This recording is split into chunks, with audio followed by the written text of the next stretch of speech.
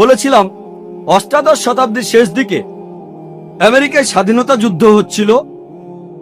তখন ব্রিটিশরা আমেরিকা শাসন করত। অনেক আমেরিকানই স্বাধীনতার জন্য যুদ্ধ করছিল। 1776 সালে তারা স্বাধীনতা লাভ করে। আর তখনকার উচ্চপদস্থ নেতা Benjamin Franklin, George Washington, British সরকার তখন তাদের বলতো 1 নম্বর সন্ত্রাসী। যে লোক ছিল 1 নম্বর সন্ত্রাসী, জর্জ ওয়াশিংটন, পরবর্তীতে তিনি হলেন ইউএস এর প্রেসিডেন্ট। চিন্তা করেন, সন্ত্রাসী 1 নম্বর, পরে হলেন আমেরিকার প্রেসিডেন্ট। আর তিনি হলেন আমেরিকার প্রথম প্রেসিডেন্ট যাকে সবাই শ্রদ্ধা করেন, এমনকি জর্জ বুশও।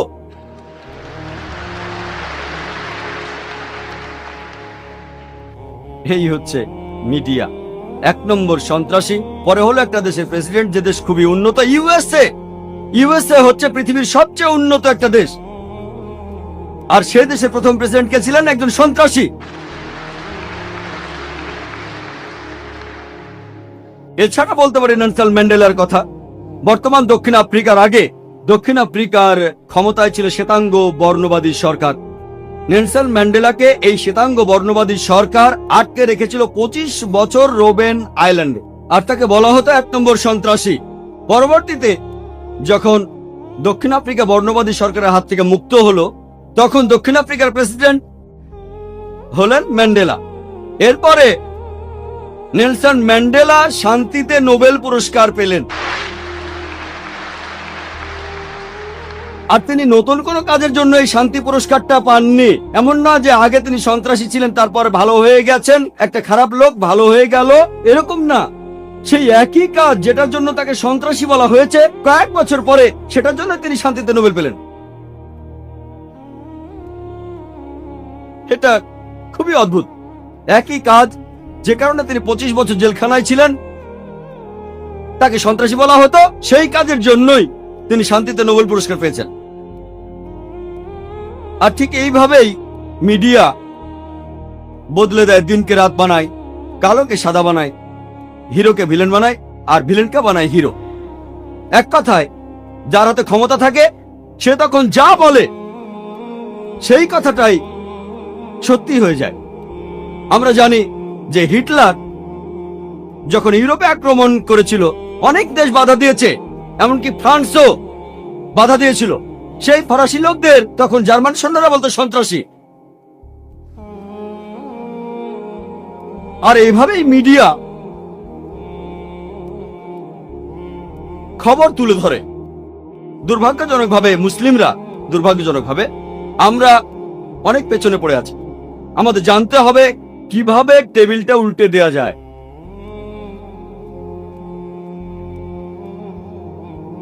আর বর্তমানে ইসলামের যে শব্দটা নিয়ে সবচেয়ে বেশি ভুল ধারণা আছে, সেই শব্দটা হলো জিহাদ। এ ব্যাপারে শুধু অমুসলিমদের ভুল ধারণা আছে তা নয়, এই জিহাদ শব্দটা নিয়ে এমনকি মুসলিমদের মধ্যেও অনেকে ভুল ধারণা পোষণ করে। অনেক লোকই ভাবে যে কোনো যুদ্ধ যদি মুসলিমরা করে থাকে, যে কোনো কারণে হোক, সেটা ক্ষমতার জন্য হোক, নিজস্ব লাভের জন্য হোক, সেটা টাকার জন্য, সেটাই হচ্ছে জিহাদ। মুসলিমরা যে যুদ্ধে অংশগ্রহণ করে, হোক সেটা ক্ষমতার জন্য, নিজস্ব লাভের জন্য বা টাকার জন্য, সেগুলো জিহাদ নয়। জিহাদ একটা আরবি শব্দ। শব্দটা এসেছে জাহাদা থেকে, যার অর্থ চেষ্টা করা, যার অর্থ সংগ্রাম করা। ইসলাম ধর্মে শব্দটার অর্থ নিজের বিভিন্ন অন্যায় আকাঙ্ক্ষার বিরুদ্ধে চেষ্টা আর সংগ্রাম করে যাওয়া। এর অর্থ সমাজের উন্নতির জন্য চেষ্টা আর সংগ্রাম করে যাওয়া। এর অর্থ যুদ্ধক্ষেত্রে আত্মরক্ষার জন্য চেষ্টা আর সংগ্রাম করে যাওয়া। আরেকটা অর্থ অন্যায় অত্যাচারের বিরুদ্ধে চেষ্টা আর সংগ্রাম করা। জিহাদ শব্দের অর্থ চেষ্টা আর সংগ্রাম করা। যদি কোনো ছাত্র পরীক্ষায় পাশ করার জন্য চেষ্টা আর সংগ্রাম করে যায়, তার অর্থ সে জিহাদ করছে। তাহলে জিহাদের অর্থ চেষ্টা আর সংগ্রাম করা। অনেক অমুসলিম আছেন, তারা জিহাদের অনুবাদ করেন, বাংলায় বলেন পবিত্র যুদ্ধ। দুর্ভাগ্যজনকভাবে অনেক তথাকথিত মুসলিম বিশেষজ্ঞ এমনকি তারাও বলে থাকেন জিহাদ হলো পবিত্র যুদ্ধ। পবিত্র যুদ্ধের আরবি, যদি আপনি পবিত্র যুদ্ধ শব্দটার আরবি করেন, সেটা হারবুম মুকাদ্দাসা। এই হারবুম মুকাদ্দাসা শব্দটা পবিত্র কোরআনের কোথাও উল্লেখ করা নেই। এই শব্দটা নবীজি সাল্লাল্লাহু আলাইহি সাল্লামের কোন সহিহ হাদিসে উল্লেখ করা হয়নি। এই পবিত্র যুদ্ধ শব্দটা প্রথম ব্যবহার করা হয়েছিল ক্রুসেডারদের বোঝাতে, যখন এই ক্রুসেডাররা খ্রিস্টান ধর্মের নামে হাজারো নিরীহ মানুষ হত্যা করত, তখন তারাই এর নাম দিয়েছিল পবিত্র যুদ্ধ। এখন এই শব্দটা ব্যবহার করছে মুসলিমদের উদ্দেশ্যে। তাহলে এই হলো মিডিয়া। প্রথমে তারা মৌলবাদী বলে বোঝাতো খ্রিস্টানদের, এখন বলে মুসলিমদের। পবিত্র যুদ্ধ বোঝানো হতো খ্রিস্টানদের ক্রুসেডকে, এখন বোঝায় মুসলিমদের যে জিহাদ মানে পবিত্র যুদ্ধ। জিহাদ শব্দের অর্থ চেষ্টা আর সংগ্রাম করা। প্রত্যেক মুসলিমেরই দায়ী হওয়া উচিত। আমাদের নবীজি বলেছেন, সহিহ বুখারীতে উল্লেখ করা হয়েছে, बल्लिगु अन्नी वाला आया।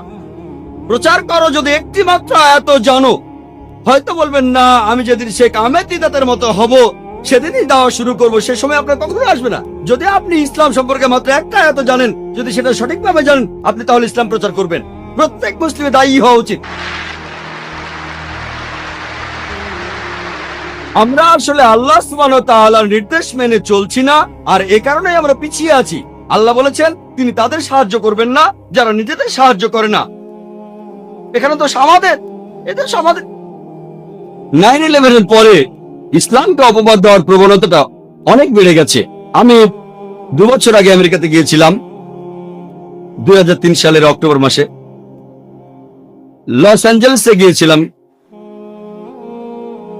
আর আমি রেডি ছিলাম, পরেছি কোট, দাড়ি, মাথায় টুপি, রেডি ছিলাম যে আমাকে প্রশ্ন করা হবেই। দাড়িকে সবসময় রেডি থাকতে হয়। আমি যখন ইমিগ্রেশনে গেলাম, ও দাড়ি টুপি, আপনি এনকোয়ারিতে যান। আমি রেডি ছিলাম। তারা বলল, আপনি কেন এসেছেন? বললাম একটা পুরস্কার নিতে। পুরস্কার কিসের জন্য? বললাম মানবতার জন্য পুরস্কার। লস অ্যাঞ্জেলেসে একটা সংস্থা ছিল আমেরিকায়, তারা আমাকে পুরস্কারটা দেবে। কেন, আপনি কি করেছেন? আমি বললাম, আমি সত্যকে ছড়িয়ে দেই। আপনাদের যিশু নিজেই বলেছেন, সত্যকে খুঁজে বেড়াও আর সত্যই তোমাকে মুক্ত করবে। আমিও এভাবে সত্যকে ছড়িয়ে দেই। আমি মিথ্যে বলিনি, আমি একজন দায়ী। আমি দ্বীনুল হককে ছড়িয়ে দেই, এটাই সত্যের ধর্ম। তারপর তারা আমাকে বিভিন্ন রকম প্রশ্ন করতে লাগলো। কাস্টমসে যাওয়ার পর তারা আমার ব্যাগ খুললো, সেখানে আমার ভিডিও ক্যাসেট দেখলো, জিহাদ এন্ড টেররিজম। তারপর প্রশ্ন করলো, আপনি কি জিহাদে বিশ্বাস করেন? বললাম হ্যাঁ। এমনকি যীশু খ্রিস্ট নিজেও জিহাদে বিশ্বাস করতেন, তিনিও চেষ্টার কথা বলেছেন, আমিও চেষ্টায় বিশ্বাস করি। যিশু যা বলেছেন আমিও সেটা বিশ্বাস করি, সবাইকে চেষ্টা করতে হবে। না না, আপনি কি যুদ্ধ করায় বিশ্বাস করেন? বললাম এই কথাটা বাইবেলে উল্লেখ আছে, বুক অফ এক্সোডাসে 22 নম্বর অধ্যায়ে আপনাকে যুদ্ধ করতে হবে। বাইবেলে উল্লেখ করা আছে বুক অফ এক্সোডাসের 32 নম্বর অধ্যায়ে যুদ্ধ করতে হবে। বুক অফ নাম্বারসের 31 নম্বর অধ্যায়ে যুদ্ধ করো। যীশু খ্রিস্ট নিজের মুখে বলেছেন গসপেল অফ লুকের 22 নম্বর অধ্যায়ে, তরবারি নিয়ে তোমরা যুদ্ধ করো। কিন্তু তখন সেখানকার খ্রিস্টান কাস্টমস অফিসার বলল, সেটা তো আত্মরক্ষার জন্য। বললাম যে আমিও সেজন্য করি, আত্মরক্ষার জন্য। তারা বলল, স্যার আপনাকে আরেকটা প্রশ্ন করতে পারি? বললাম কোনো সমস্যা নেই। তখন আমার হোস্টকে বললাম, আমি ইমিগ্রেশনে দাওয়া দিচ্ছি, চিন্তা করবেন না। দায়ীর কথা বলি, একজন দায়ী কখনো সত্যকে ভয় পাবে না। আমি লেকচারের শুরুতে সূরা ইসরার একটি আয়াত বলেছিলাম, 81 নম্বর আয়াতে উল্লেখ করা হয়েছে, वकुल जाल हक व ज़ाकल बातिल इन्नल बातिल कान ज़हूका। যখন সত্য এসে মিথ্যার সামনে দাঁড়ায়, মিথ্যা তখন বিলুপ্ত হয়, কারণ মিথ্যা তার প্রকৃতিগত কারণে বিলুপ্ত হবে। আর আলহামদুলিল্লাহ 9/11 এর পরে নিয়মের বেশ কড়াকড়ি হয়েছে, কাস্টমসে কড়াকড়ি হয়েছে। তবে আলহামদুলিল্লাহ 9/11 এর পরে আমি গিয়েছি আমেরিকায়, কানাডায়, ইংল্যান্ডে, অস্ট্রেলিয়ায়, মালয়েশিয়ায়, সিঙ্গাপুরে। আমার কাছে 10 বছরের আমেরিকান ভিসা আছে, ইংল্যান্ডের 5 বছর, কানাডার 2 বছরের ভিসা। আলহামদুলিল্লাহ সুম্মা আলহামদুলিল্লাহ। তারপরও আমি আমার কথাগুলো স্পষ্ট ভাবেই বলি। যখন লেকচার দিতে যাই বলি লেকচার দিতে এসেছি, যখন সত্য প্রচার করতে যাই বলি সত্য প্রচার করতে এসেছি। পরিস্থিতির উপর ভিত্তি করেই উত্তরটা দেই। পবিত্র কোরআনের সূরা ইমরানের 64 নম্বর আয়াতে উল্লেখ করা হয়েছে, তাআলা ইলা কালিমাতিন সাওয়াইন বাইনানা ওয়া বাইনাকুম। এসো সেই কথা যাহা আমাদের এবং তোমাদের মধ্যে এক। অনেকেই হয়তো ইন্ডিয়ার বর্তমান পরিস্থিতি জানেন, সেখানে দাওয়ার কাজটা খুব সহজ নয়। বিশেষ করে আমি যেখানে থাকি বোম্বে শহরে, যেসব জায়গায় দাওয়ার কাজ সবচেয়ে কঠিন আমার মতে তার একটা হলো বোম্বে। তবে রাখে আল্লাহ আমাকে, বোম্বেতেও আমি লেকচার দিয়েছি, বেদের উপরে দিয়েছি, ভগবদ গীতার উদ্ধৃতি দিয়েছি, উপনিষদের উদ্ধৃতি দিয়েছি। তবে সেখানে বলার ধরনটা অন্যরকম। এমন অনেক ইন্ডিয়ান আছেন যারা বলে যে মুসলিমরা তারা সন্ত্রাসী। এই কোরআন আপনাদের বলে যে যুদ্ধ করো, এটা তাহলে কোন ধরনের ধর্মগ্রন্থ? আমি বললাম, আপনারা কি মহাভারত পড়েছেন? মহাভারত হিন্দুদের পবিত্র ধর্মগ্রন্থগুলোর মধ্যে একটা। যদি বলেন যুদ্ধের কথা বলাটা খুবই খারাপ কাজ, আপনাদের মহাভারতে পবিত্র কোরআনের চাইতে অনেক বেশি যুদ্ধের কথা বলা হয়েছে। হিন্দুরা বলবে যে না না, এই যুদ্ধটা আসলে ছিল সত্যের সাথে মিথ্যের যুদ্ধ, হক আর বাতিল। আমি বলি কোরআনে কি যুদ্ধের কথা বলা হয়েছে? ও, তাহলে কোরআন নিয়ে কোনো সমস্যা নেই। হিন্দুদের যে ধর্মগ্রন্থটা সবচেয়ে বেশি পড়া হয় সেটা ভগবদ গীতা। এই ভগবদ গীতায় অর্জুনকে উপদেশ দিচ্ছে কৃষ্ণ, হিন্দুদের মহান ঈশ্বর অর্জুনকে। ভগবদ গীতায় উল্লেখ করা হয়েছে 1 নম্বর অধ্যায়ের 43 থেকে 46 নম্বর অনুচ্ছেদে যে অর্জুন যুদ্ধক্ষেত্রে তার অস্ত্র মাটিতে রেখে বলল, আমি এখানে বরং নিরস্ত্র অবস্থায় মারা যাব, কিন্তু আত্মীয়দের সাথে যুদ্ধ করব না। মহাভারতে আত্মীয়দের মধ্যে একটা যুদ্ধ ঘটনা আছে, পাণ্ডবদের 5 ভাইয়ের সাথে কৌরবদের 100 ভাইয়ের মধ্যে যুদ্ধ। আর ভগবদ গীতা মহাভারতের একটা অংশ, 25টি অধ্যায়। কৃষ্ণ তখন অর্জুনকে বললেন, ভগবদ গীতা প্রথম অধ্যায় 43 থেকে 46 অনুচ্ছেদে, অর্জুন নিরস্ত্র অবস্থায় মরতে চায় কিন্তু আত্মীয়দের সাথে যুদ্ধ করবে না। এর মাত্র কয়েকটা অনুচ্ছেদ পরেই 2 নম্বর অধ্যায়ের 2 অনুচ্ছেদে শ্রীকৃষ্ণ বলছেন, হে অর্জুন, তোমার মনে এমন চিন্তা কিভাবে এলো? কিভাবে তুমি এতটা শক্তিহীন হলে? মহান ঈশ্বর শ্রীকৃষ্ণ তিনি অর্জুনকে বলছেন শক্তিহীন। তুমি তো স্বর্গে প্রবেশ করতে পারবে না। আর পুরো ভগবদ গীতাতেই সর্বশক্তিমান ঈশ্বর অর্জুনকে উপদেশ দিচ্ছেন যে তোমার আত্মীয়দের সাথে তোমাকে যুদ্ধ করতে হবে। এরপর আরো আছে ভগবদ গীতা 2 নম্বর অধ্যায়ের 31 থেকে 33 অনুচ্ছেদে, হে অর্জুন, তুমি একজন ক্ষত্রিয়। ধর্মের পক্ষ নিয়ে যুদ্ধ করা সেটা হচ্ছে তোমার দায়িত্ব। যদি যুদ্ধ না করো তাহলে পাপ হবে, যদি যুদ্ধ করো তাহলে তুমি স্বর্গে প্রবেশ করতে পারবে। আর সেই ক্ষত্রিয়রা ভাগ্যবান যারা যুদ্ধ করার সুযোগ পায়। চিন্তা করেন, যদি আমি হিন্দুদের বলি আপনাদের ঈশ্বর শ্রীকৃষ্ণ অর্জুনকে জোর করেছেন তার আত্মীয়দের হত্যা করতে, এটা ঠিক হবে না। শ্রীকৃষ্ণ যেটা করেছেন, অর্জুনকে বলেছেন যদি তোমাকে সত্যের জন্য যুদ্ধ করতে হয়, আত্মীয়দের সাথে যুদ্ধ করতে হয়, তবুও তুমি যুদ্ধ করো।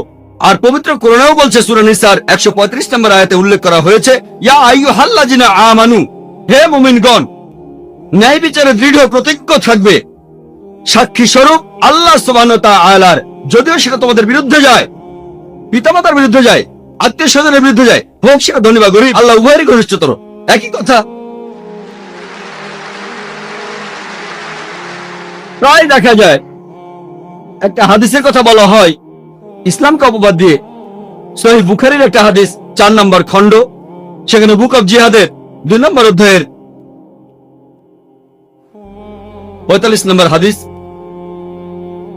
আর সমালোচকরা বলে আপনাদের নবী মুহাম্মদ সাল্লাল্লাহু আলাইহি সাল্লাম বলেছেন, যদি কোনো মুজাহিদ যুদ্ধক্ষেত্রে মারা যায় সে তাহলে বেহেশতে যাবে, যদি বেঁচে ফিরে আসে তাহলে পৃথিবীর সম্পদ পাবে। আর বিভিন্ন সমালোচক ইন্ডিয়ার যেমন অনুসরী, তারা ইসলামের সমালোচনা করে এই হাদিসের উদ্ধৃতি দেয়। আমি তাদের বলি, আপনারা কি ভগবদ গীতা পড়েননি? ভগবদ গীতায় উল্লেখ আছে 2 নম্বর অধ্যায়ের 37 অনুচ্ছেদে, শ্রীকৃষ্ণ হিন্দুদের মহান ঈশ্বর তিনি অর্জুনকে বলছেন, হে অর্জুন, যাও যুদ্ধ করো। যদি মারা যাও তুমি তাহলে স্বর্গে যেতে পারবে, বেহেশতে যেতে পারবে, তুমি জান্নাতে যেতে পারবে, বেহেশতে। যদি তুমি বেঁচে ফিরে আসো তাহলে যুদ্ধের লুণ্ঠিত দ্রব্য তুমি পাবে। ঠিক একই কথা আছে সহিহ বুখারীতে, একই। আমি এই হিন্দুদের বলি, আপনাদের ধর্মগ্রন্থ কি পড়েননি যে এখন কোরআন হাদিসের ভুল বের করছেন? আমি আল্লাহ সুবহানাহু ওয়া তাআলার নির্দেশ মেনেই চলি, তাআলা ইলা কালিমাতিন সাওয়াইন বাইনানা ওয়া বাইনাকুম, এসো সেই কথা যাহা তোমাদের এবং আমাদের মধ্যে এক। তাই মুসলিমদের এটা জানতে হবে কিভাবে দাওয়া দিতে হয়, কিভাবে সত্যকে ছড়িয়ে দিতে হয়, কিভাবে এবার টেবিলটাকে উল্টে দিতে হবে। আমি আগেও বলেছিলাম, তখন ইংল্যান্ডে ছিলাম, তারা মুসলিমদের নিয়ে অনেক কথা বলছিল, যেমন আত্মঘাতী বোমা, মুসলিমরা নিরীহ মানুষদের হত্যা করছে। একটা বই আছে, লিখেছেন একজন অ্যাসোসিয়েট প্রফেসর পলিটিক্যাল সায়েন্সের, শিকাগো ইউনিভার্সিটির প্রফেসর, নাম রবার্ট পেপ। তিনি একটা বই লিখেছেন যেটার নাম ডাইং টু উইন। তিনি একজন বিশেষজ্ঞ আত্মঘাতী বোমা হামলার উপরে, আত্মঘাতী সন্ত্রাস। আমেরিকাতে 1 নম্বর রবার্ট পেপ, বইটার নাম ডাইং টু উইন। তিনি তার বইতে লিখেছেন আত্মঘাতী বোমা হামলা এটা ইসলাম ধর্মে ছিল না। যদি আপনারা ইসলামের ইতিহাস পড়েন, কোরআন হাদিস পড়েন, সেখানে আত্মঘাতী বোমা হামলার কথা নাই। একেবারে প্রথমে যারা আত্মঘাতী বোমা হামলা করেছে তারা হলো তামিল টাইগার্স। পরবর্তীতে শুরু করলো মার্ক্সবাদী আর লেনিনবাদীরা। রবার্ট পেপ লিখেছেন যে ইরাকে আমেরিকানরা আসার আগে আত্মঘাতী বোমা হামলা ছিল না, আমেরিকানরা সেখানে আসলো আর আত্মঘাতী বোমা হামলা শুরু হয়ে গেল। কে বলেছেন? একজন অমুসলিম, একজন খ্রিস্টান আমেরিকান, যিনি আত্মঘাতী বোমা হামলার উপরে একজন বিশেষজ্ঞ, রবার্ট পেপ। আর আমেরিকান অমুসলিমদের লেখা বই নিয়েই একটা লেকচার দেওয়া যেতে পারে। আমাদের জানতে হবে কিভাবে ধর্মকে প্রচার করতে হবে, এই সত্যের ধর্মকে। আপনারা জানেন যে ইংল্যান্ডে আয়ারের সমস্যা বেশ পুরনো না, এটাকে বলা যেতে পারে ক্যাথলিক টেররিজম, কিন্তু তারা এটাকে ক্যাথলিকদের সন্ত্রাস বলে না। কেন? কোন মুসলিম জড়িত থাকলে ইসলামিক টেররিজম, অমুসলিমে জড়িত থাকলে তারা এলাকার কথা বলে, ধর্মের কথা বলে না। কেন? আর ঠিক এইভাবে মিডিয়া বিভিন্ন খবর তুলে ধরে আর সেটাকে ভুলভাবে প্রচার করে থাকে। এই মিডিয়া, যেমন ধরেন যদি এটা ইন্ডিয়ার মিডিয়ায় আসে যে 50 বছরের এক আরব ইন্ডিয়ায় আসলো আর 16 বছরের একটি মেয়েকে বিয়ে করলো, হেডলাইন 50 বছরের মুসলিম আরব 16 বছরের মেয়েকে বিয়ে করেছে। কিন্তু যদি 50 বছরের কোনো অমুসলিম 6 বছরের একটি মেয়েকে রেপ করে, এটা নিয়ে ছোট্ট খবর হয়। যদিও বিয়ের সময় মেয়ের বাবা মায়ের অনুমতি নেওয়া হয়েছে, মেয়েও রাজি আছে, তাকে প্রাপ্য অধিকার দেওয়া হচ্ছে, এখানে সমস্যাটা কি? কিন্তু 50 বছরের অমুসলিম 6 বছরের মেয়েকে ধর্ষণ করলে এটা নিয়ে ছোট্ট খবর হয়।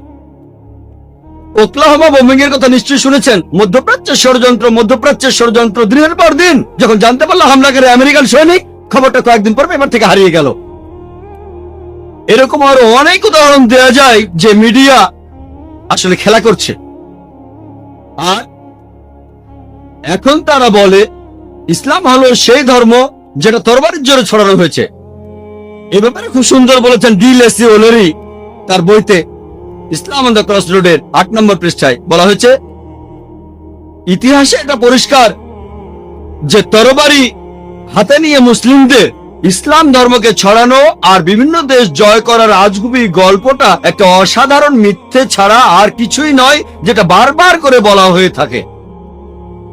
ডি লেসি ওলেরি খুবই বিখ্যাত ঐতিহাসিক। তিনি বলেছেন ইতিহাসে এটা পরিষ্কার যে চরমপন্থী মুসলিমদের তরবারি হাতে নিয়ে ইসলাম ছড়ানো আর বিভিন্ন দেশ জয় করার গল্প একটা অসাধারণ মিথ্যে, যেটা বারবার বলা হয়ে থাকে।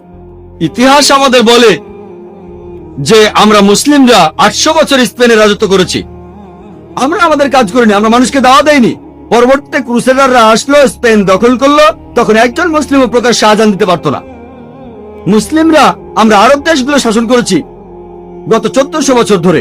কিছুদিন ব্রিটিশরা করেছিল, কিছুদিন ফ্রেঞ্চরা শাসন করেছিল, তবে মুসলিমরা এই সময়টা বাদ দিয়ে আরব দেশগুলো শাসন করেছে গত 1400 বছর ধরে।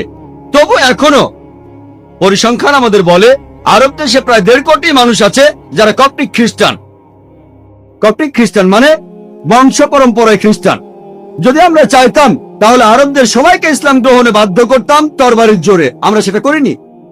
এই 1.5 কোটি কপ্টিক খ্রিস্টান আরব দেশে তারাই সাক্ষ্য দিচ্ছে, তারাই শাহাদা দিচ্ছে যে ইসলাম তরবারির সাহায্যে ছড়ানো হয়নি।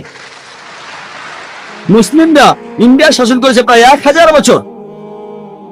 বর্তমানে ইন্ডিয়ায় 80%-এরও বেশি মানুষ অমুসলিম। আমরা যদি চাইতাম তাহলে প্রত্যেক ইন্ডিয়ানকে তরবারি দিয়ে ইসলাম গ্রহণে বাধ্য করতাম। আমরা সেটা করিনি, ইসলাম সে অনুমতি দেয়নি।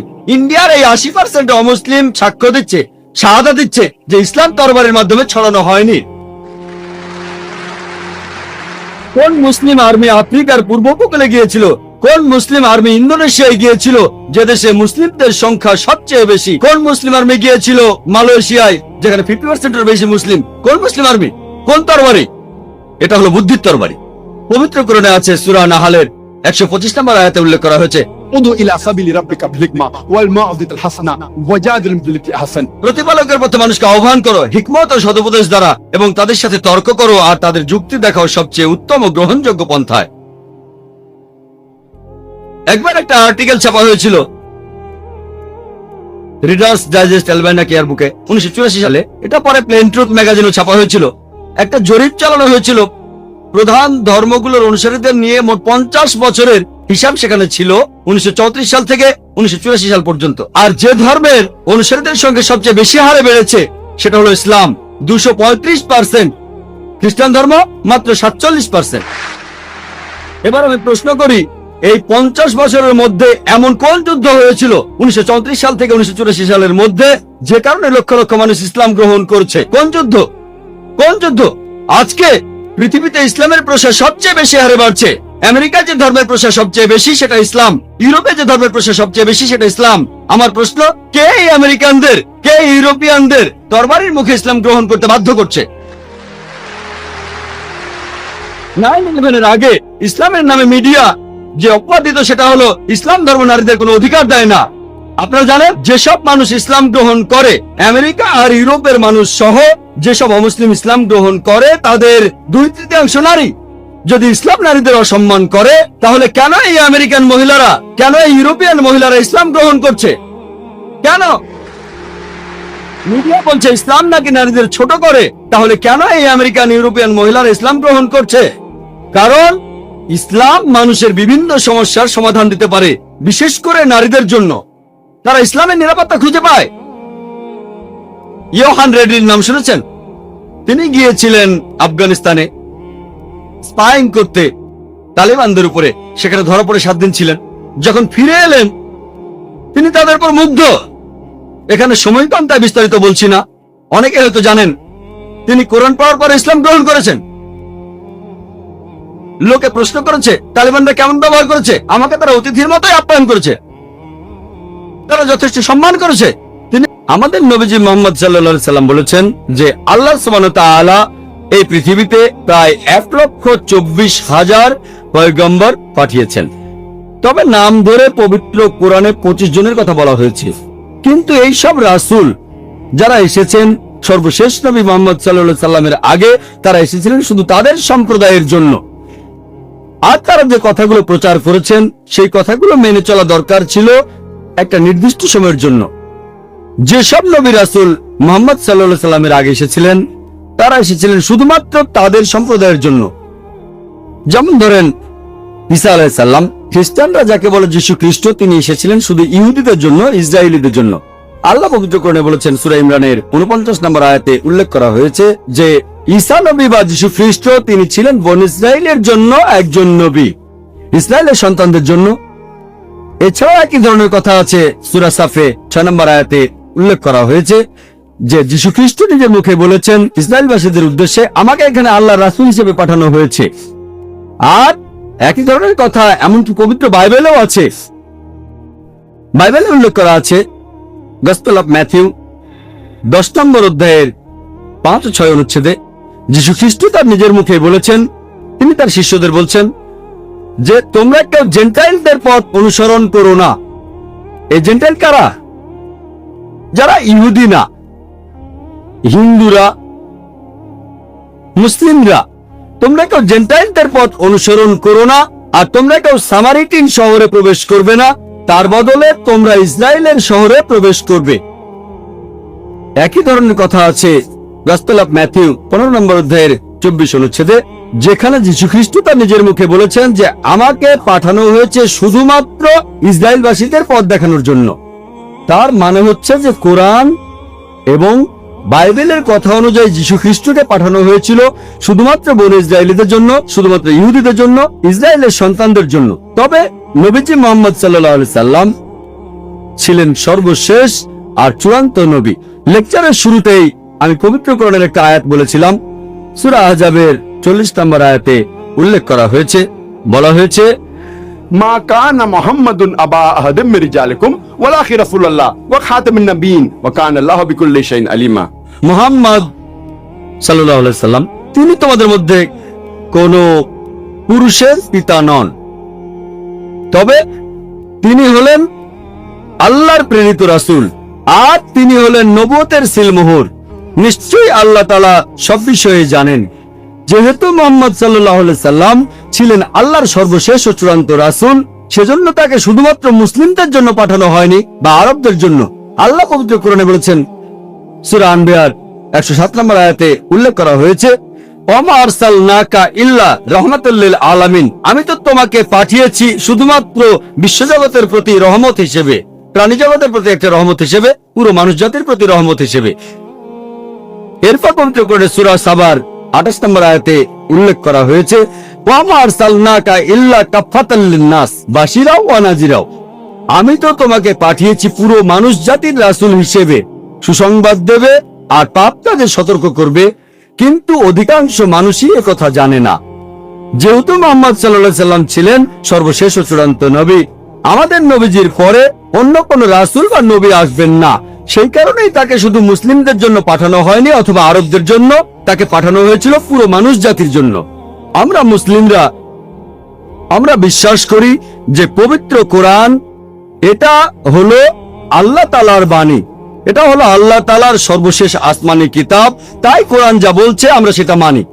সেজন্যই আমরা এটাও মানি যে নবী মুহাম্মদ সাল্লাল্লাহু আলাইহি সাল্লাম হলেন সর্বশেষ ও চূড়ান্ত নবী, আর এটাও মানি তাকে পাঠানো হয়েছে পুরো মানুষ জাতির জন্য। তবে বেশিরভাগ অমুসলিম, সাধারণভাবে সব অমুসলিমই, তারা বিশ্বাস করে না যে কোরআন এটা আল্লাহর বাণী, আর সে কারণে তারা মানতে চায় না যে নবী মুহাম্মদ সাল্লাল্লাহু আলাইহি সাল্লাম হলেন আল্লাহর সর্বশেষ ও চূড়ান্ত নবী। তিনি এসেছেন পুরো মানুষ জাতির জন্য।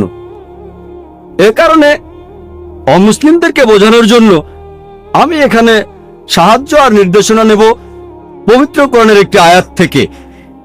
আর আমার মতে এই আয়াতটাতে আছে দাওয়ার চাবিকাঠি, অমুসলিমদেরকে বোঝানোর মূল মন্ত্র।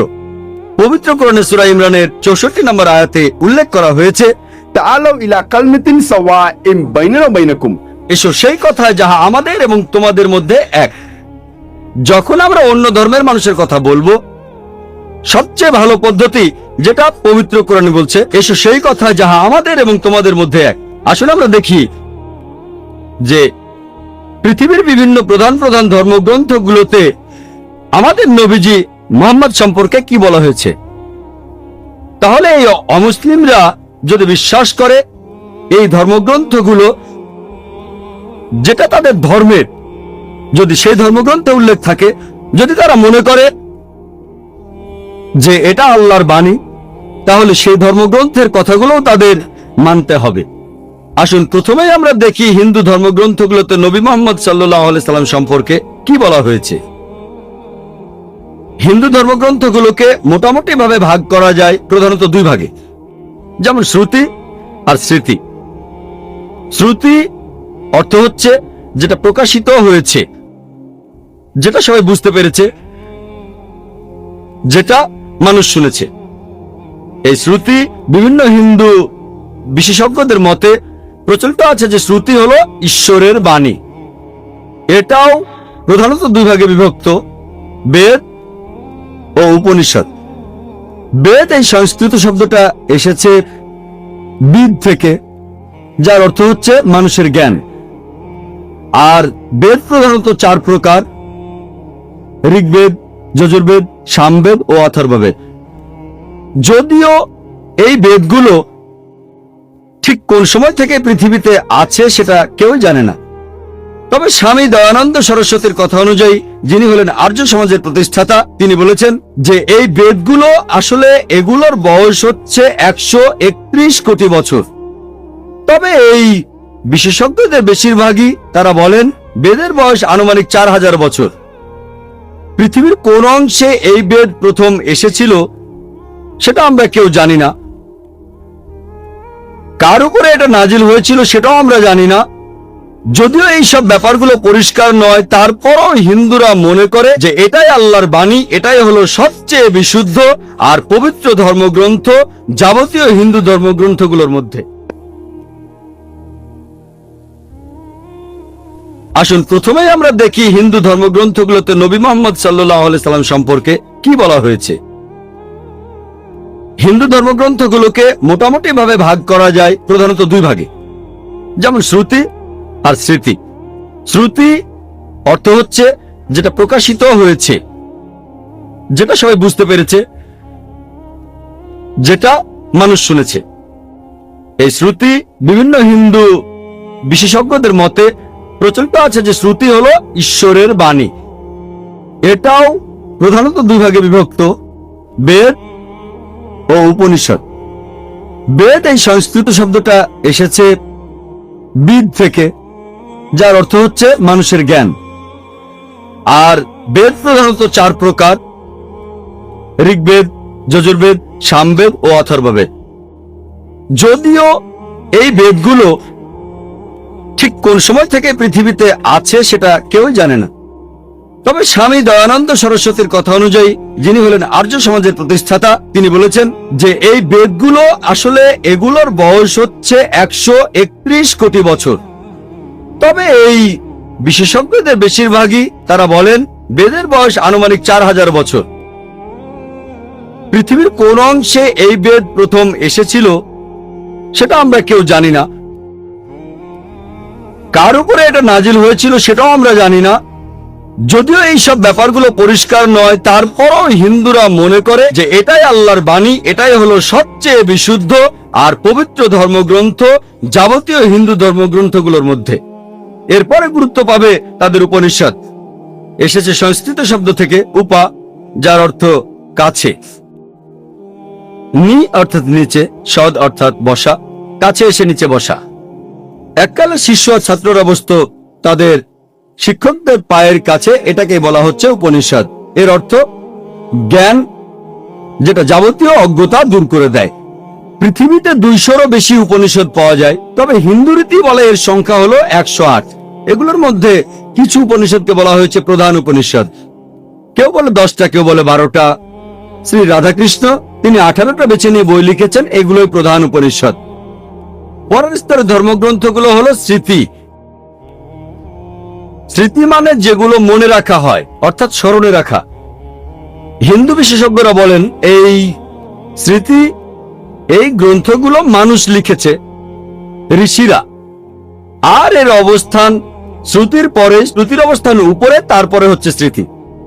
এগুলোকে বলা হয় ধর্মশাস্ত্র, কারণ এগুলো বলে যে একজন মানুষ কিভাবে চলবে, সম্প্রদায় কিভাবে চলবে, সমাজ কিভাবে চলবে।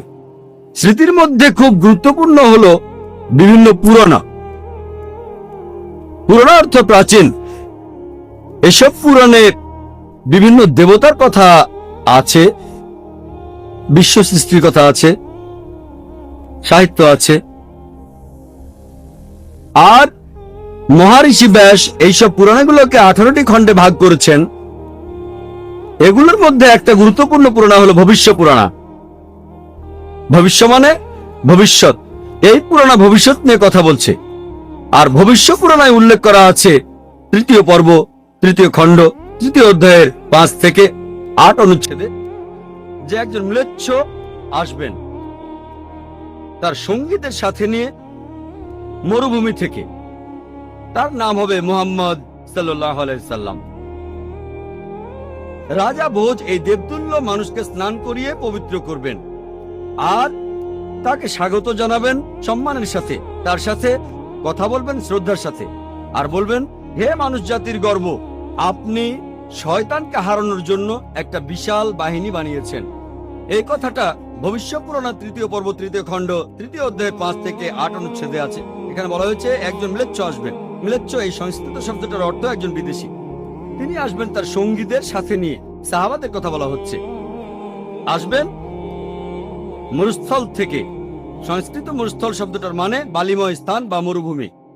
তার নাম হবে মুহাম্মদ সাল্লাল্লাহু আলাইহি সাল্লাম।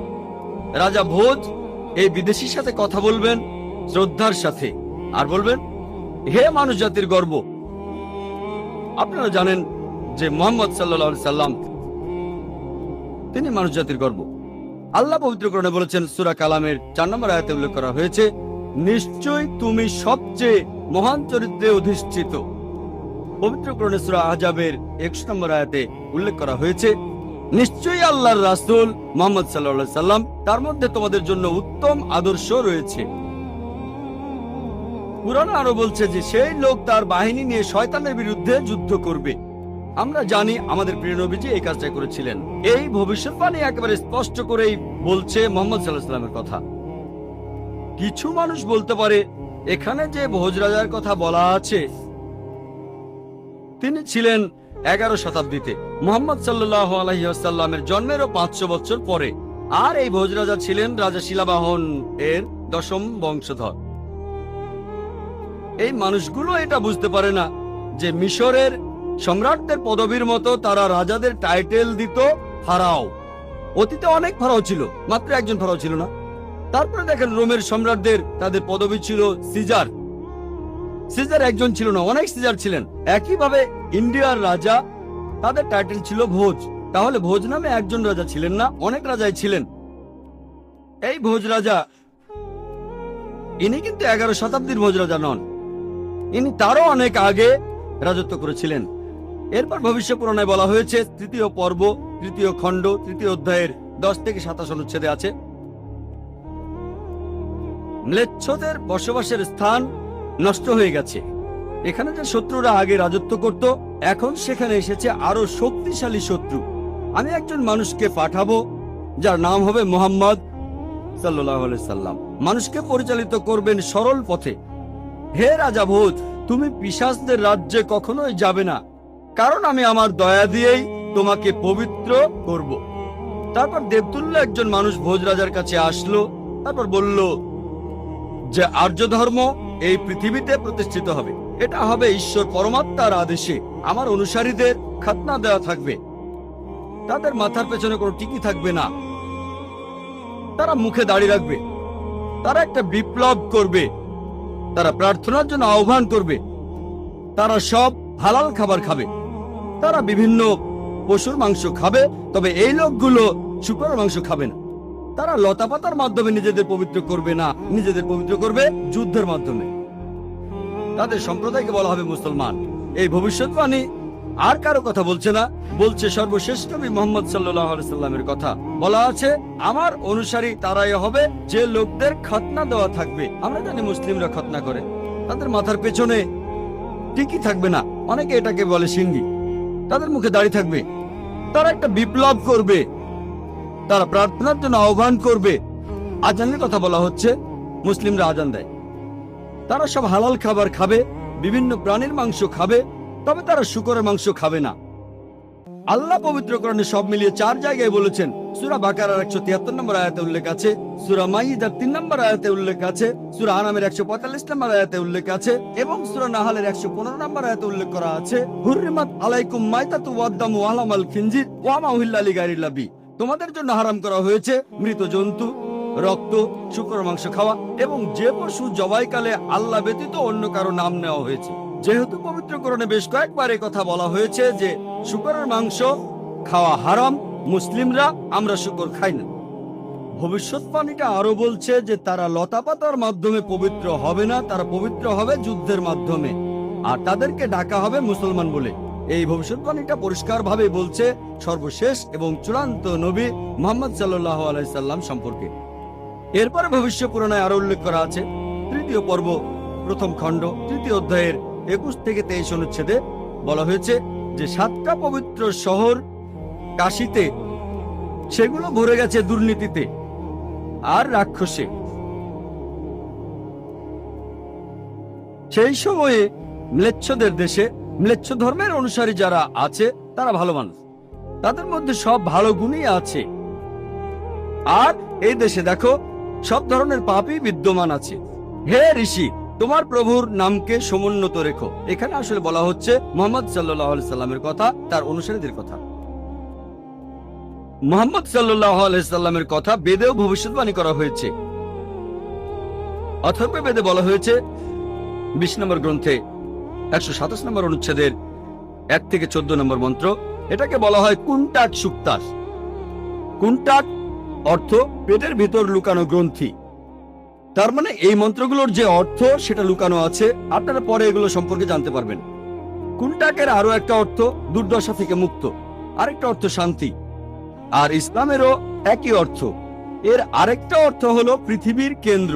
আমরা জানি যে মক্কা শহরটা পৃথিবীর কেন্দ্র। আল্লাহ পবিত্র কোরআনে বলেছেন, সূরা ইমরানের 96 নম্বর আয়াতে উল্লেখ করা হয়েছে, মানুষ জাতির জন্য প্রথম ঘর বানানো হয়েছিল মক্কায়। এটা মক্কার আরেকটা নাম। আমি এখানে 14টা মন্ত্রের সবগুলো বলার সময় পাবো না। এখন আপনাদের সামনে সংক্ষেপে 4টা মন্ত্র বলবো। অথর্ববেদ 20 নম্বর গ্রন্থে 127 নম্বর অনুচ্ছেদের 1 নম্বর মন্ত্র বলছে, তিনি হলেন নরসংসা, তিনি হলেন কাওরামা, যাকে রক্ষা করা হয়েছে 60,090 জন শত্রুর কবল থেকে। 2 নম্বর মন্ত্র বলছে, তিনি একজন উটে চড়া ঋষি। 3 নম্বর মন্ত্র বলছে, তিনি হলেন মামা ঋষি।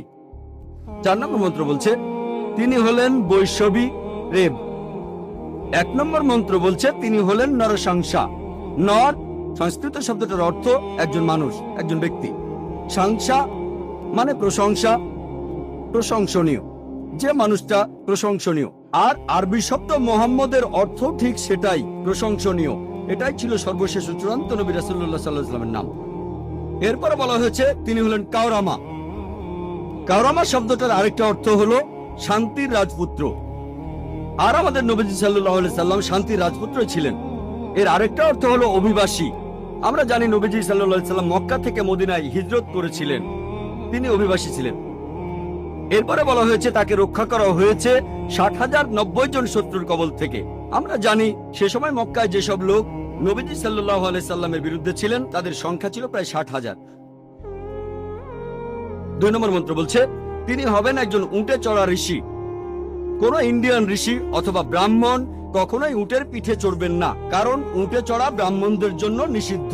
মনুস্মৃতিতে উল্লেখ করা হয়েছে 11 নম্বর অধ্যায়ের 202 নম্বর অনুচ্ছেদে যে একজন ব্রাহ্মণ কোন উট বা গাধার পিঠে চড়তে পারবেন না। সেজন্য ইনি হবেন এমন কেউ যিনি বিদেশী। 3 নম্বর মন্ত্র বলছে, তিনি মামা ঋষি বা মহাঋষি। মামা কেউ বলে থাকে মোহাম্মদ, কেউ বলে মহান ঋষি। 4 নম্বর মন্ত্র বলছে, তিনি হলেন রেব। রেব অর্থ যে প্রশংসা করে। আমাদের নবীজি সাল্লাল্লাহু আলাইহি সাল্লামের আরেকটা নাম হলো আহমদ, যে প্রশংসা করে। এটার আরবি হলো আহমদ। এটা ছিল আমাদের নবীজি সাল্লাল্লাহু আলাইহি সাল্লামের আরেকটা নাম।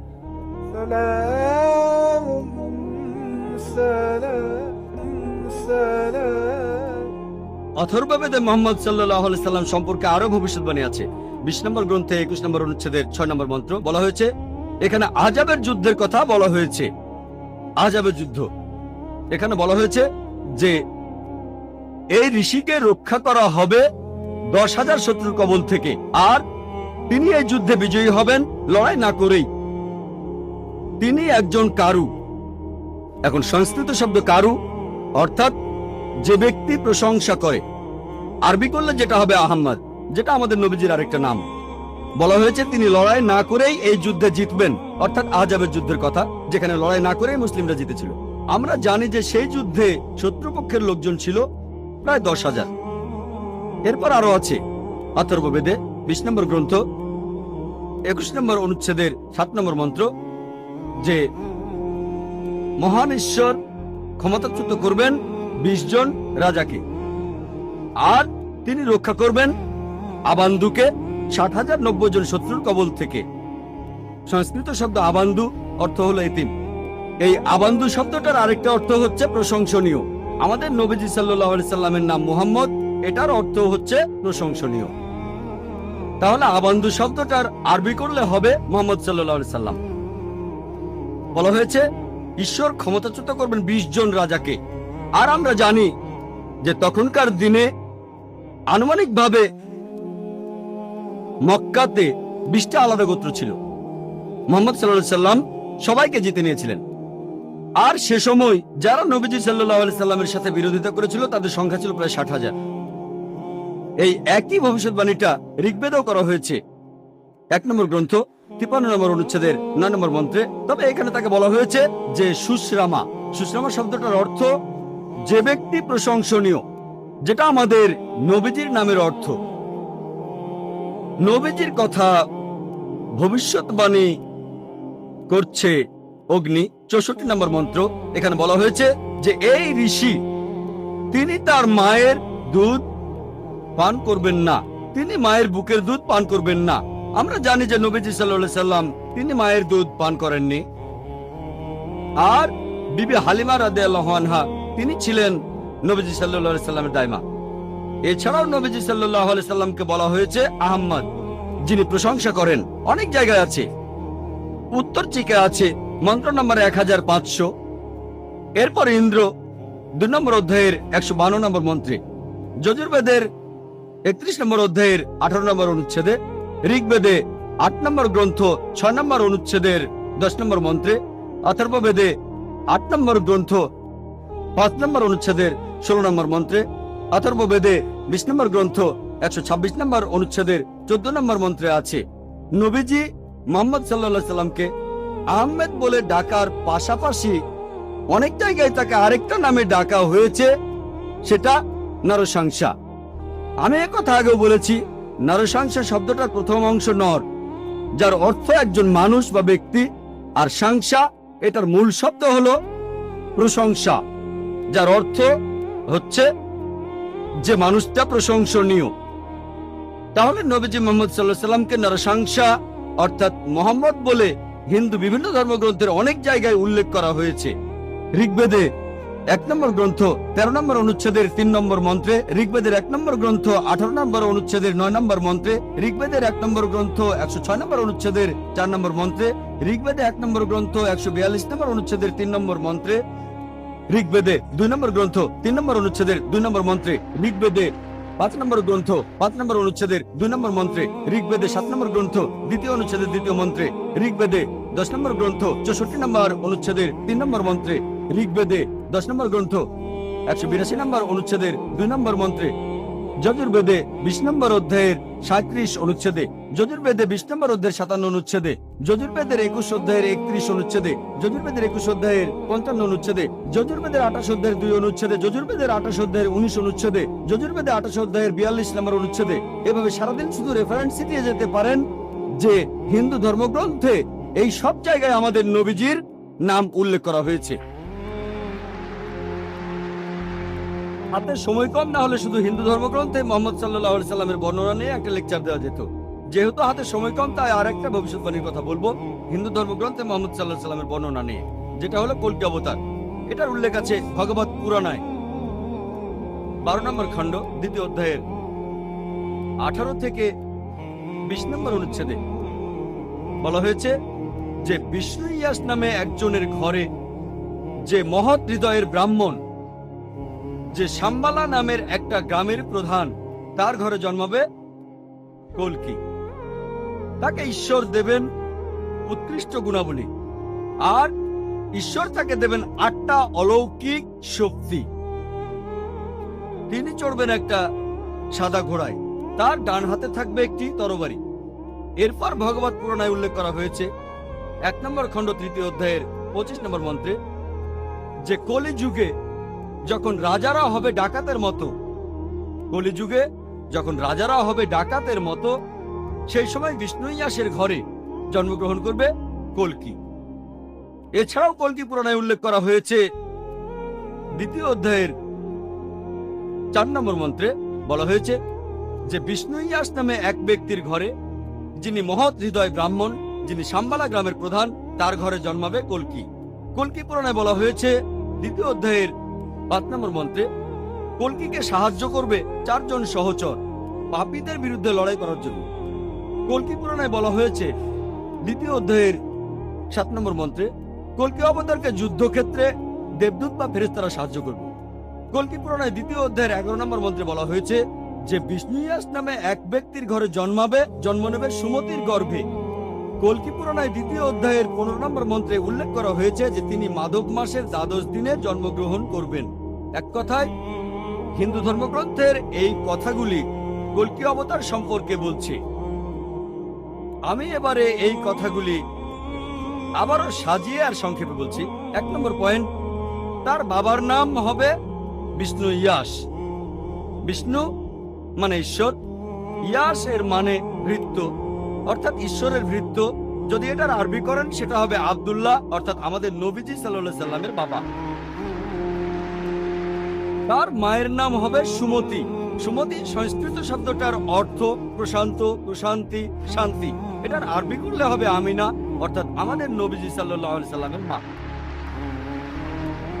বলা হয়েছে তিনি জন্মগ্রহণ করবেন সাম্বালা নামে একটি গ্রামে। সাম্বালা মানে একটি প্রশান্ত এবং শান্তির জায়গা। আমরা জানি মক্কাকে বলা হয় দারুল আমান, অর্থাৎ শান্তির ঘর। নবীজি সাল্লাল্লাহু আলাইহি সাল্লাম জন্মেছিলেন মক্কায়। বলা হয়েছে যে তিনি সাম্বালা গ্রামের প্রধানের ঘরে জন্মগ্রহণ করবেন। আমরা জানি যে নবীজি মুহাম্মদ সাল্লাল্লাহু আলাইহি সাল্লাম মক্কার প্রধান ব্যক্তির ঘরে জন্মেছিলেন। এরপরে বলা হয়েছে তিনি মাধব মাসের দ্বাদশ দিনে জন্মাবেন। আমরা জানি যে মুহাম্মদ সাল্লাল্লাহু আলাইহি সাল্লাম রবিউল আউয়াল মাসের 12 তারিখে জন্মেছিলেন। আরো বলা হয়েছে যে তিনি হবেন শেষ ঋষি, শেষ নবী, অন্তিম ঋষি। আমরা জানি পবিত্র কোরআনে সূরা আহজাবের 40 নম্বর আয়াতে উল্লেখ করা হয়েছে, মা কানা মুহাম্মাদুন আবা আহাদিম মির রিজালিকুম ওয়ালাকি রাসূলুল্লাহ ওয়া খাতামুন নবিয়্যিন ওয়া কানা আল্লাহু বিকুল্লি শাইইন আলিমা। মুহাম্মদ সাল্লাল্লাহু আলাইহি সাল্লাম তোমাদের মধ্যে কোনো পুরুষের পিতা নয়, তবে তিনি আল্লাহর প্রেরিত রাসূল এবং তিনি নবুয়তের সিলমোহর। নিশ্চয়ই আল্লাহ সব বিষয় সম্পর্কে জানেন। তাহলে কোরআন বলছে যে নবীজি সাল্লাল্লাহু আলাইহি সাল্লাম হলেন সর্বশেষ রাসূল। এরপরে বলা হয়েছে যে এই ঋষি, এই কল্কি অবতার, তিনি তার জ্ঞান পাবেন, আলোকপ্রাপ্ত হবেন প্রথমবার সেটা রাতের বেলায় একটা গুহার ভেতরে। তারপরে তিনি উত্তর দিকে রওনা দিয়ে ফিরে আসবেন। আমরা জানি মুহাম্মদ সাল্লাল্লাহু আলাইহি সাল্লাম প্রথম ওহী তিনি পেয়েছিলেন রাতের বেলায় হেরা গুহায় জবলে নূরে। আর পবিত্র কোরআনের সূরা দুখানে 2 ও 3 নম্বর আয়াতে উল্লেখ করা হয়েছে। এছাড়াও সূরা কদরের 1 নম্বর আয়াতে উল্লেখ করা হয়েছে, ইন্না আনজালনাহু ফি লাইলাতিল কদর, নিশ্চয়ই আমি অবতীর্ণ করেছি কোরআন এই মহামান্বিত রাতে। আমরা জানি মুহাম্মদ সাল্লাল্লাহু আলাইহি সাল্লাম মদিনায় হিজরত করেছিলেন, যেটা ছিল মক্কা শহরের উত্তর দিকে। আরো বলা হয়েছে যে ঈশ্বর তাকে দেবেন অতি উৎকৃষ্ট গুণাবলী। বলা হয়েছে যে তিনি 8টা অলৌকিক শক্তি পাবেন। এই 8টা অলৌকিক শক্তি হচ্ছে হিন্দু ধর্মগ্রন্থ অনুযায়ী জ্ঞান, আত্মসংযম, জ্ঞান বিতরণ, অভিজাত বংশ পরিচয়, সাহসিকতা, কম কথা বলা, মহানুভবতা এবং পরোপকারিতা। এই 8টা গুণের সবগুলোই আলহামদুলিল্লাহ সর্বশেষ ও চূড়ান্ত নবী মুহাম্মদ সাল্লাল্লাহু আলাইহি সাল্লামের ভেতরে দেখা যায়। তারপর বলা হয়েছে তিনি হবেন পৃথিবীর সব মানুষের পথপ্রদর্শক। আর পবিত্র কোরআনের সূরা সাবার 28 নম্বর আয়াতে উল্লেখ করা হয়েছে, ওয়া মা আরসালনাকা ইল্লা কাফাতাল লিন-নাস বাশীরা ওয়া নাযীরা। আমি তো তোমাকে পাঠিয়েছি পুরো মানব জাতির দূত হিসেবে, সুসংবাদদাতা ও সতর্ককারী রূপে পাঠিয়েছি, তবে অধিকাংশ মানুষই কথাটা জানে না। এরপরে বলা হয়েছে যে কল্কি অবতার চড়বেন একটি সাদা ঘোড়ায়। আমরা জানি যে নবীজি মুহাম্মদ সাল্লাল্লাহু আলাইহি সাল্লাম বুরাকে চড়েছিলেন যখন মেরাজে গিয়েছিলেন। এরপরে আরো বলা হয়েছে যে তার হাতে থাকবে একটি তরবারি। আর আমরা জানি মুহাম্মদ সাল্লাল্লাহু আলাইহি সাল্লাম যুদ্ধে অংশ নিয়েছিলেন, আর বেশিরভাগই ছিল আত্মরক্ষার জন্য সরাসরি অংশ নিয়েছিলেন, তখন তার ডান হাতে তরবারি থাকতো। এরপর এখানে বলা হয়েছে যে তিনি অজ্ঞ লোকদের পরিচালিত করবেন সরল পথে। আমরা জানি যে মুহাম্মদ সাল্লাল্লাহু আলাইহি সাল্লাম আরবদের পথ দেখিয়েছিলেন। আরবের সেই সময়টাকে বলা হতো আয়ামে জাহেলিয়া, অর্থাৎ অজ্ঞতার যুগ। আর মুহাম্মদ সাল্লাল্লাহু আলাইহি সাল্লাম আল্লাহ তাআলার সাহায্য নিয়ে, কোরআনের সাহায্যে আরবদের নিয়ে এসেছিলেন অন্ধকার থেকে আলোতে। এরপর আরো বলা হচ্ছে তাকে সাহায্য করবে 4 জন সহচর। বলা হচ্ছে 4 জন সাহাবীর কথা, খোলাফায়ে রাশেদিন, হযরত আবু বকর, হযরত ওমর, হযরত ওসমান, হযরত আলী, আল্লাহ সবাইকে শান্তিতে রাখুন। তারপর বলা হয়েছে যে যুদ্ধক্ষেত্রে তাকে দেবদূত বা ফেরেশতারা সাহায্য করবে। আমরা জানি যে পবিত্র কোরআনের সূরা ইমরানের 123 থেকে 125 নম্বর আয়াতে উল্লেখ করা হয়েছে। এছাড়াও সূরা আনফালের 8 থেকে 9 নম্বর আয়াতে উল্লেখ করা হয়েছে যে ফেরেশতারা নবীজিকে সাহায্য করেছিল, সেটা ছিল বদরের যুদ্ধে। আর তাদের জন্য মুসলিমরা সে যুদ্ধে জিতেছিল। এখানে আমি সংক্ষেপে বললাম কল্কি অবতার সম্পর্কে, যেটা হিন্দু ধর্মগ্রন্থে বলা হয়েছে। হিন্দু ধর্মগ্রন্থে মুহাম্মদ সাল্লাল্লাহু আলাইহি সাল্লাম সম্পর্কে বিস্তারিত জানতে চাইলে আপনারা আমার ভিডিও ক্যাসেট দেখেন এই টপিকের উপরে, যেখানে হিন্দু ধর্মগ্রন্থে নবীজির ব্যাপারে বিস্তারিত বলেছি। আসলে এবারে দেখি পারসি ধর্মগ্রন্থে নবীজি সাল্লাল্লাহু আলাইহি সাল্লামকে নিয়ে কি ভবিষ্যৎবাণী করা হয়েছে। জরাথুস্ত্র, তিনি হলেন এই ধর্মের প্রতিষ্ঠাতা। এটাকে আরো বলা হয় পারসিজম। এটার উৎপত্তি হয়েছে পার্সিয়াতে এখন থেকে 2500 বছর আগে। এই পার্সিজম ধর্মটাকে আরো বলা হয় ম্যাগিয়ানিজম, অথবা যে ধর্মের অনুসারীরা অগ্নি পূজা করে। পার্সিদের যে পবিত্র ধর্মগ্রন্থ সেগুলো দশাতি এবং আভেস্তা। আভেস্তাকে আবার জেন্দ আভেস্তাও বলা হয়। দশাতির দুই ভাগে বিভক্ত, খুর্দা দশাতির ও কারণ দশাতির। আবেস্তারও আবার দুই ভাগ, খুর্দা আবেস্তা ও কারণ আবেস্তা। অনেকে এগুলোকে বলে জেন বা মহাজেন। আপনারা যদি এই পার্সি ধর্মগ্রন্থ পড়েন, অনেক জায়গাতে দেখবেন নবীজি মোহাম্মদ সাল্লাল্লাহু আলাইহি সাল্লামের কথা সেখানে বলা হয়েছে। আবেস্তায় উল্লেখ করা হয়েছে আছে ফারবারদিনী আসতে 28 নম্বর অধ্যায়ের 129 নম্বর অনুচ্ছেদে বলা হয়েছে তার নাম হবে জয়যুক্ত, তার নাম হবে আস্তাবেত আরেতা, তার আরো একটা নাম হবে সোসিম। বলা হয়েছে যে তাকে এখানে ডাকা হবে নামটা সোসিয়ান, তার নাম হবে আস্তাবেত আরেতা। আমরা জানি নবীজি সাল্লাল্লাহু আলাইহি সাল্লাম যুদ্ধ জিতেছিলেন, অনেক যুদ্ধ জিতেছিলেন। আর এখানে সোসিয়ান থাকবে। ইতিহাসের বিশ্বকোষের কথা অনুযায়ী শব্দটার অর্থ যে মানুষটা প্রশংসা করেছে। এটার আরবি হলে সেটাই হবে মোহাম্মদ সাল্লাল্লাহু আলাইহি সাল্লাম। তাহলে পার্সি বিভিন্ন ধর্মগ্রন্থেও মোহাম্মদ সাল্লাল্লাহু আলাইহি সাল্লামের নাম উল্লেখ করা হয়েছে। এরপর বলা হয়েছে তিনি হবেন আস্তাবেত আরিতা। আস্তাবেত আরিতা অর্থাৎ যে ব্যক্তি প্রশংসা করে। এটা হলো নবীজি সাল্লাল্লাহু আলাইহি সাল্লামের আরেকটা নাম আহমদ। আহমদ শব্দটার অর্থ যে প্রশংসা করে। এরপর আরো আছে জেন্দাবেস্তার জামিয়াদি আসতে 16 নম্বর অধ্যায়ের 95 অনুচ্ছেদে যে তার বন্ধুরা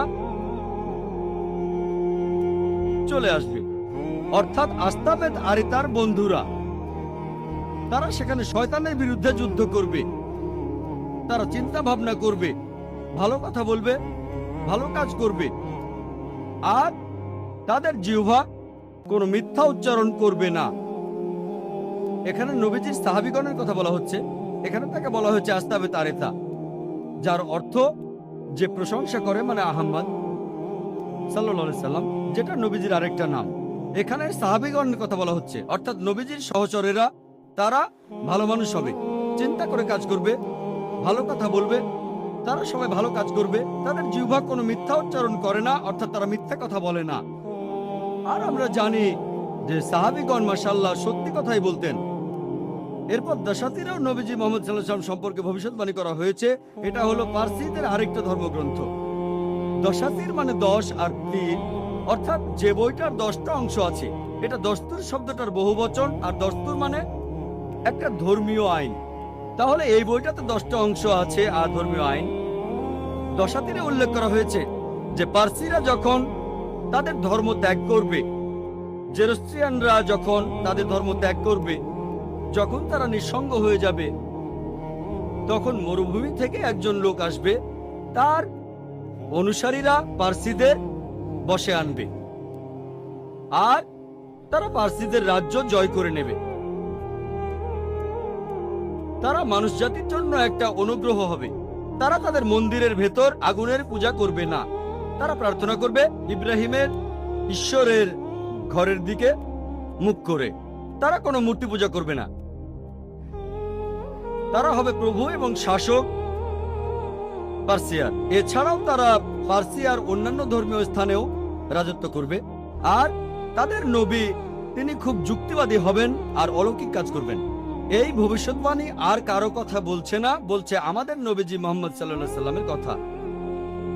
এরপরে আরো আছে, এটা আছে বুন্দাহিসানে 30 নম্বর অধ্যায়ের 6 থেকে 27 নম্বর অনুচ্ছেদে যে সোসিয়ান হবেন শেষ নবী। সোসিয়ান এটা নিয়ে আগে বলেছি, বিশ্বকোষের কথা অনুযায়ী এটার অর্থ হলো প্রশংসনীয়, অর্থাৎ মোহাম্মদ সাল্লাল্লাহু আলাইহি সাল্লাম।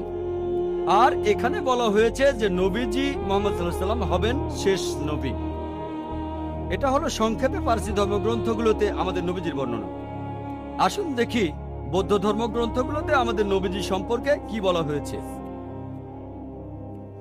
প্রায় সব বৌদ্ধ ধর্মগ্রন্থে আছে যে ভবিষ্যতে একজন মাইত্রী আসবেন।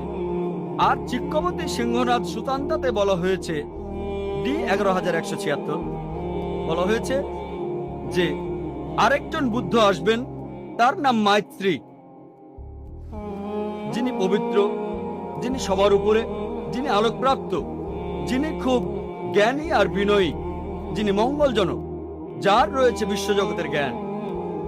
তিনি অলৌকিকভাবে যে জ্ঞান আরোহণ করবেন সেটা পুরো পৃথিবীতে প্রচার করবেন। তিনি একটা ধর্ম প্রচার করবেন, যে ধর্মটা শুরুতে গৌরবময় থাকবে, চরম সময়ে গৌরবময় থাকবে, আর শেষেও গৌরবময় থাকবে। তিনি একটা জীবন দর্শন প্রচার করবেন, যেটা হবে সত্য এবং পুরোপুরি সঠিক। তার সাথে কয়েক হাজার সন্ন্যাসী থাকবে, যেখানে আমার সাথে কয়েকশো সন্ন্যাসী থাকে। এই কথাটা আরো বলা হয়েছে সেক্রেট বুক অব স্টে 35 নম্বর খণ্ডের 225 নম্বর পৃষ্ঠায়। একজন মাইত্রী আসবেন, যার কিছু বিশেষ বৈশিষ্ট্য আর গুণ থাকবে। এরপরে বলা হয়েছে যে তিনি হাজার হাজার মানুষকে নেতৃত্ব দেবেন, যেখানে আমি নেতৃত্ব দিয়েছি কয়েকশো মানুষকে। এরপরে আরো আছে গসপেল অফ বুদ্ধায় 217 ও 218 নম্বর পৃষ্ঠায়, যে আনন্দ বুদ্ধকে প্রশ্ন করলেন যে হে আশীর্বাদ প্রাপ্ত, আপনি যখন চলে যাবেন কে আমাদের পথ দেখাবে? তখন গৌতম বুদ্ধ উত্তরে বললেন, আমি এই পৃথিবীর প্রথম বুদ্ধ নই, এমনকি শেষ বুদ্ধ আমি নই। ভবিষ্যতে আরেকজন বুদ্ধ পৃথিবীতে আসবেন, যিনি পবিত্র, যিনি সবার উপরে, যিনি আলোকপ্রাপ্ত, যিনি খুব জ্ঞানী আর বিনয়ী, যিনি মঙ্গলজনক, যার রয়েছে বিশ্বজগতের জ্ঞান। তিনি প্রচার করবেন একটা ভালো ধর্ম। তিনি যে ধর্ম প্রচার করবেন সেটা শুরুতে গৌরবময় থাকবে, চরম সময়ে গৌরবময় থাকবে, আর শেষেও গৌরবময় থাকবে। তিনি যে ধর্ম প্রচার করবেন তার ভিত্তি হবে সত্য, আর সেটাই হবে সঠিক জীবন দর্শন।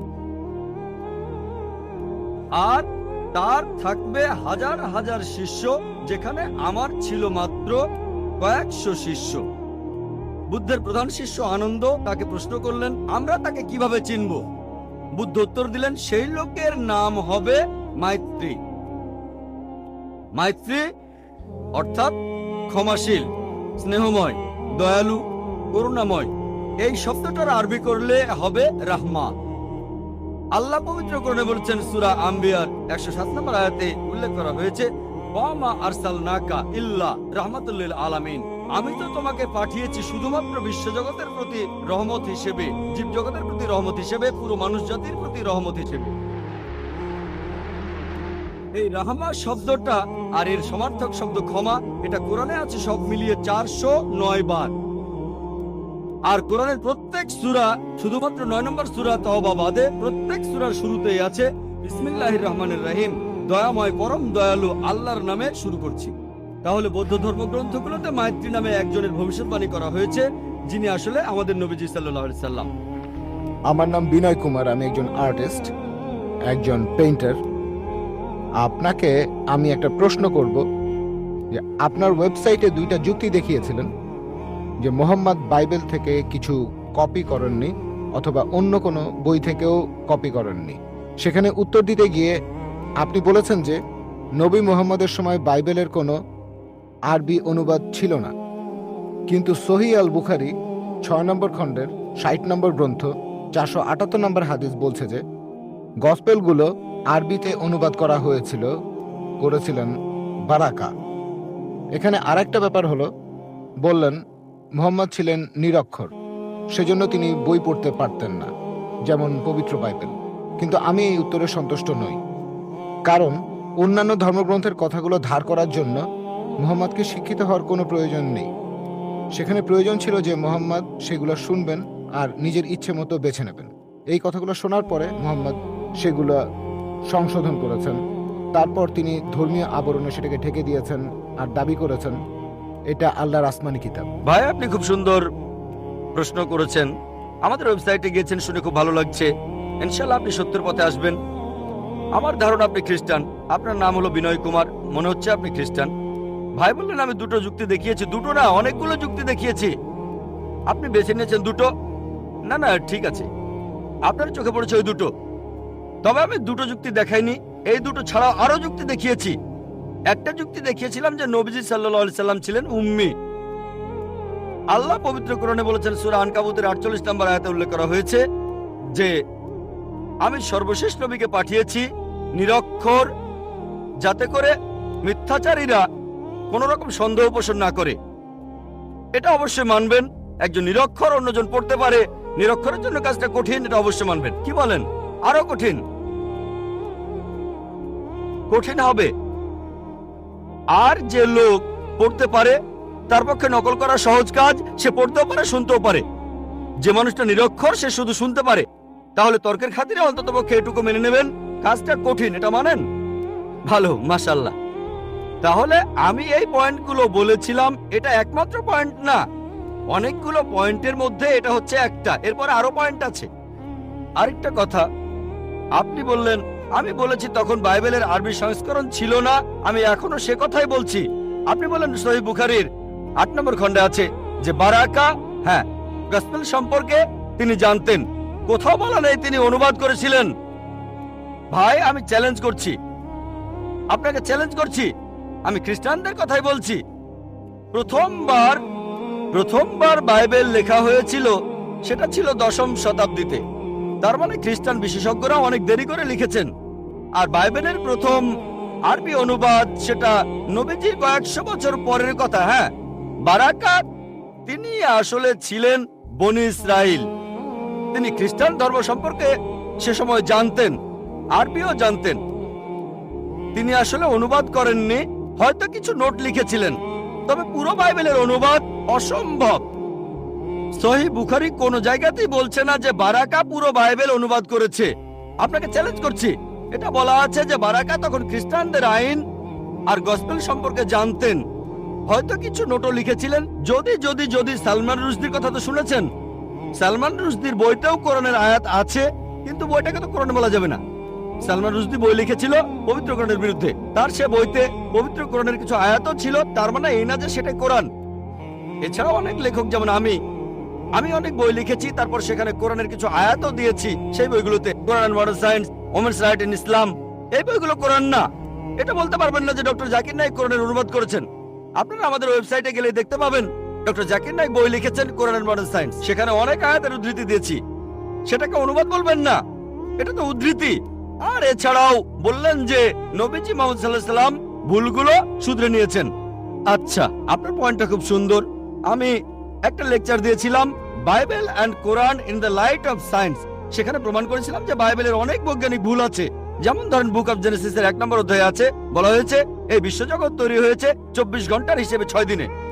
বলা হয়েছে যে চাঁদের আলো তার নিজস্ব আলো। জেনেসিসের প্রথম অধ্যায় 16 থেকে 19 অনুচ্ছেদ বলা হয়েছে যে সূর্য সৃষ্টি হয়েছে পৃথিবী সৃষ্টির পরে, পৃথিবী সৃষ্টি হয়েছে 3য় দিনে, সূর্য 4র্থ দিনে। এরকম আরো অনেক আছে। আপনি যদি বলেন নবীজি এগুলো নিয়ে শুদ্ধ করেছেন, যেমন চাঁদের যে আলো সেটা তার নিজস্ব আলো না, প্রতিফলিত আলো। পবিত্র কোরআনে সূরা ফুরকানের 61 নম্বর আয়াতে উল্লেখ করা হয়েছে যে চাঁদের আলো প্রতিফলিত আলো। কোরআন বলছে বিশ্বজগৎ সৃষ্টি হয়েছে 6টা আইয়ামে, 6টা লম্বা সময়কাল। আপনি কি তাহলে বলছেন নবীজি এই কথাগুলো শুদ্ধ করে নিয়েছেন? তিনি কি বিজ্ঞানী ছিলেন? না, এটা আল্লাহর আসমানি কিতাব। আমার পুরো লেকচারটা শোনেন, লেকচারের অংশ বিশেষ শুনেই আমার কোনো একটা কথা নিয়ে মন্তব্য করবেন না, পুরো লেকচারটা আগে শোনেন। সেখানে আমি বলেছি যদি আপনার কথা মেনেও নেই, তর্কের খাতিরে যে বাইবেল থেকে নকল করেছেন তারপর শুদ্ধ করেছেন, কোন মানুষের পক্ষে কি এটা সম্ভব? 1400 বছর আগে বাইবেলের সবগুলো ভুল শুদ্ধ করবেন তিনি, সবগুলো ভুল শুদ্ধ করবেন, এটা অসম্ভব, অসম্ভব। এতে প্রমাণ হয় যে তিনি এটা লেখেননি, এটা লিখেছেন আমাদের স্রষ্টা আল্লাহ তাআলা। আশা করি উত্তরটা পেয়েছেন। খ্রিস্টানদের মনোভাব বিরূপ, হিন্দু ধর্ম তারা এখানে ঠিক থাকতে চায়, স্বাভাবিক। তাহলে এরাই হলো ধর্মীয় নেতা। তারা জানে না রূহ কি? রূহ হলো আল্লাহর দয়া। উপনিষদে আছে, ইসলামে আছে, বাইবেলে আছে। আর সব ধর্মই বলে ভালোবাসা, ইসলামও বলে। এটাই আমার প্রথম প্রশ্ন। দ্বিতীয় প্রশ্নটা হলো হিন্দু ধর্ম নারীকে খারাপ চোখে দেখে, ইসলামও খারাপ চোখে দেখে। খ্রিস্টান ধর্ম, পৃথিবীতে নারী না থাকলে, আপনি একটু আগে একজনকে বললেন যে পুরুষ লোক বাচ্চা জন্ম দিতে পারে না। হ্যাঁ, পুরুষ লোক কোনো বাচ্চা জন্ম দিতে পারে না, বাচ্চার জন্ম দেন মা, একজন নারী। তাহলে ব্যাপারটা কি দাঁড়াচ্ছে? যে পুরুষকে জন্ম দিচ্ছে একজন নারী, সেই পুরুষই নারীকে ছোট করছে, সে হোক হিন্দু, খ্রিস্টান বা মুসলিম। এভাবে দেখবেন যে সব ধর্মেই একই রকম অবস্থা চলছে। আমরা সবাই, সব ধর্মই এখন ধ্বংসের পথে যাচ্ছে। নারীকে কোনো ধর্মই সম্মানের চোখে দেখা হয় না। পৃথিবীর সব ধর্মই নারীদেরকে সবসময় খারাপ চোখে দেখছে। এটাই আমার দ্বিতীয় প্রশ্ন। ইসলাম কি বলে? যেদিন কিয়ামত হবে, তার মানে মহাপ্রলয়, ইসলাম ধর্ম কিয়ামত সম্পর্কে কি বলছে? আপনাকে ধন্যবাদ এই ছোট্ট লেকচারের জন্য, ভালো কথাগুলোর জন্য ধন্যবাদ। আপনি বললেন আমার কথা আর ইসলাম ধর্মের কথা। আমার কথা যদি বলেন, সমস্ত প্রশংসা শুধুমাত্র আল্লাহ তাআলার, বললেন আমি জ্ঞানী, বললেন আমি অনেক জানি, আমি শুধুমাত্র একজন ছাত্র। আমি নিজেকে একজন ছাত্র মনে করি ইসলাম ও অন্যান্য ধর্মের উপর। আপনি দুটো প্রশ্ন করলেন, প্রথমটা রূহ নিয়ে, তারপর নারী নিয়ে। এছাড়াও আপনি বেশ কিছু মন্তব্য করেছেন। আপনি বললেন তথাকথিত ধর্মীয় নেতারাই সমস্যা তৈরি করছে। বেশিরভাগ ব্যাপারে আমি একমত। এছাড়াও আপনি মন্তব্য করলেন যে ইসলামের বদনাম করা হচ্ছে, ইসলামের ধর্মীয় নেতাদের কারণে এটা হচ্ছে, ইসলামের বদনাম ছড়াচ্ছে এদের কারণেই। অন্যান্য ধর্মের ধর্মীয় নেতাদের কথা যদি বলি, তারা তাদের অনুসারীদের ধর্মগ্রন্থ পড়তে দিতে চায় না। এখন আমি যদি ইসলামের কথা বলি সামগ্রিকভাবে, আমি ইসলামের ধর্মীয় নেতাদের উপরে দোষ চাপাবো না, তারা দোষী নয়। সামান্য কিছু কুলাঙ্গার থাকতে পারে, খুবই সামান্য, হাতে গোনা কয়েকজন এমন নেতা থাকতে পারে যারা ভুল পথে নিচ্ছে, কিন্তু এরা সংখ্যায় অনেক কম। মিডিয়া তাদের বেছে নেয় আর এমন ভাবে তুলে ধরে যেন ইসলামের প্রত্যেক ধর্মীয় নেতাই এরকম। তাই ইসলাম ধর্মের বিভিন্ন নেতা, বিশেষজ্ঞ, ওলামার কথা যদি বলতে হয়, তাদের ভালোবাসি, তাদের শ্রদ্ধা করি। হাতে গোনা কয়েকজন, খুবই সামান্য তারা, এরাই মানুষকে ভুল পথে নিয়ে যায়। তবে সামগ্রিকভাবে আলহামদুলিল্লাহ তারা সব ভালো কথা বলেন, তারা ইসলামের কথা বলেন, আমরা তাদের ভালোবাসি, শ্রদ্ধা করি। অন্য ধর্মের ছবিটা আলাদা। পৃথিবীর বেশিরভাগ ধর্মীয় নেতারা, অন্য ধর্মের নেতারা, তারা এটা করে না। তারা তাদের অনুসারীদের ধর্মগ্রন্থ পড়তে দিতে চায় না। যেমন আপনি বললেন হিন্দু ধর্ম মূর্তি পূজা করতে নিষেধ করে, কিন্তু 90% হিন্দুই মূর্তি পূজা করে কারণ এরা চায় না যে অনুসারীরা তাদের ধর্মগ্রন্থটা পড়ুক। আপনার প্রশ্নতে আসি, বললেন যে কোন হিন্দু এক মুসলিমকে রক্ত দিল, সেই মুসলিমের জীবন বাঁচলো। জীবন বাঁচানোটাই বড় কথা। এখানে সমস্যা কি? সেই মুসলিম কি হিন্দু হয়ে যায়? হিন্দুকে কোনো মুসলিম রক্ত দিলে সেই হিন্দু কি মুসলিম হয়ে যায়? আল্লাহ পবিত্র কোরআনে বলেছেন, সূরা মাইদার 32 নম্বর আয়াতে উল্লেখ করা হয়েছে, যদি কেউ কোনো মানুষের জীবন বাঁচায়, যদি কোনো লোক, হোক সে মুসলিম বা অমুসলিম, অন্য কোনো মানুষের জীবন বাঁচায়, হোক মুসলিম বা অমুসলিম, তাহলে সে যেন পুরো মানুষ জাতিকে বাঁচালো। তাহলে যদি কোনো মানুষ অন্য কাউকে রক্ত দেয় আর তার জীবন বাঁচায়, মুসলিম হিন্দুকে রক্ত দিক বা হিন্দু মুসলিমকে রক্ত দিক, সে যেন পুরো মানুষ জাতিকেই বাঁচালো।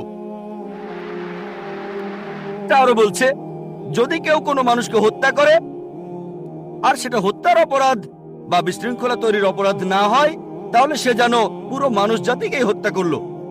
তবে কোনো মানুষের জীবন বাঁচানো ভালো কথা, একটা ভালো কাজ, উঁচু মানের কাজ। কিন্তু আগে একজন প্রশ্ন করেছিলেন, আল্লাহ কেন আমাদের সৃষ্টি করেছেন? আমি আগেও বলেছি যে পবিত্র কোরআনে সূরা মুলকে 2 নম্বর আয়াতে উল্লেখ করা হয়েছে, আল্লাহ জি খালাকাল মাউতা ওয়াল হায়াতা, আল্লাহ সৃষ্টি করেছেন জীবন ও মৃত্যু তোমাদের পরীক্ষা করার জন্য। কারো জীবন বাঁচানো খুবই ভালো কাজ, কিন্তু কারো আখিরাত বাঁচানো সেটা আরো ভালো কাজ। আর সেজন্যই আমি আগে ডাক্তার ছিলাম। এটাই হলো শ্রেষ্ঠ পেশা, মানুষের জীবন বাঁচানো। আমি ডাক্তার হতে চেয়েছিলাম কারণ ভেবেছিলাম এটা মহান পেশা, আসলেও তাই।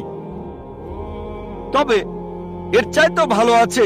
পবিত্র কোরআনের সূরা ফুসিলাতের 33 নম্বর আয়াতে উল্লেখ করা হয়েছে, ওয়ামান আহসানু ক্বালাম মিম্মান দাআ ইলাল্লাহি ওয়া আমিলা সালিহান ওয়া ক্বালা ইন্নানি মিনাল মুসলিমিন।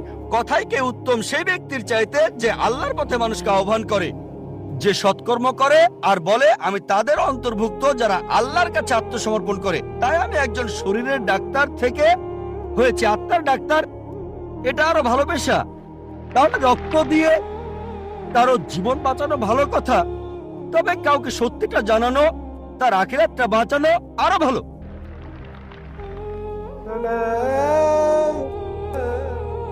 আমার কাজ হলো সব মানুষের কাছে ধর্ম প্রচার করা। মুসলিমদের বলি কোরআন মেনে চলুন, অনুসরণ করুন, আর শেষ নবীকে মেনে চলুন। আমি বলি হিন্দু, খ্রিস্টান, বৌদ্ধদের যেটা কমন অন্তত সেটা মেনে নেন।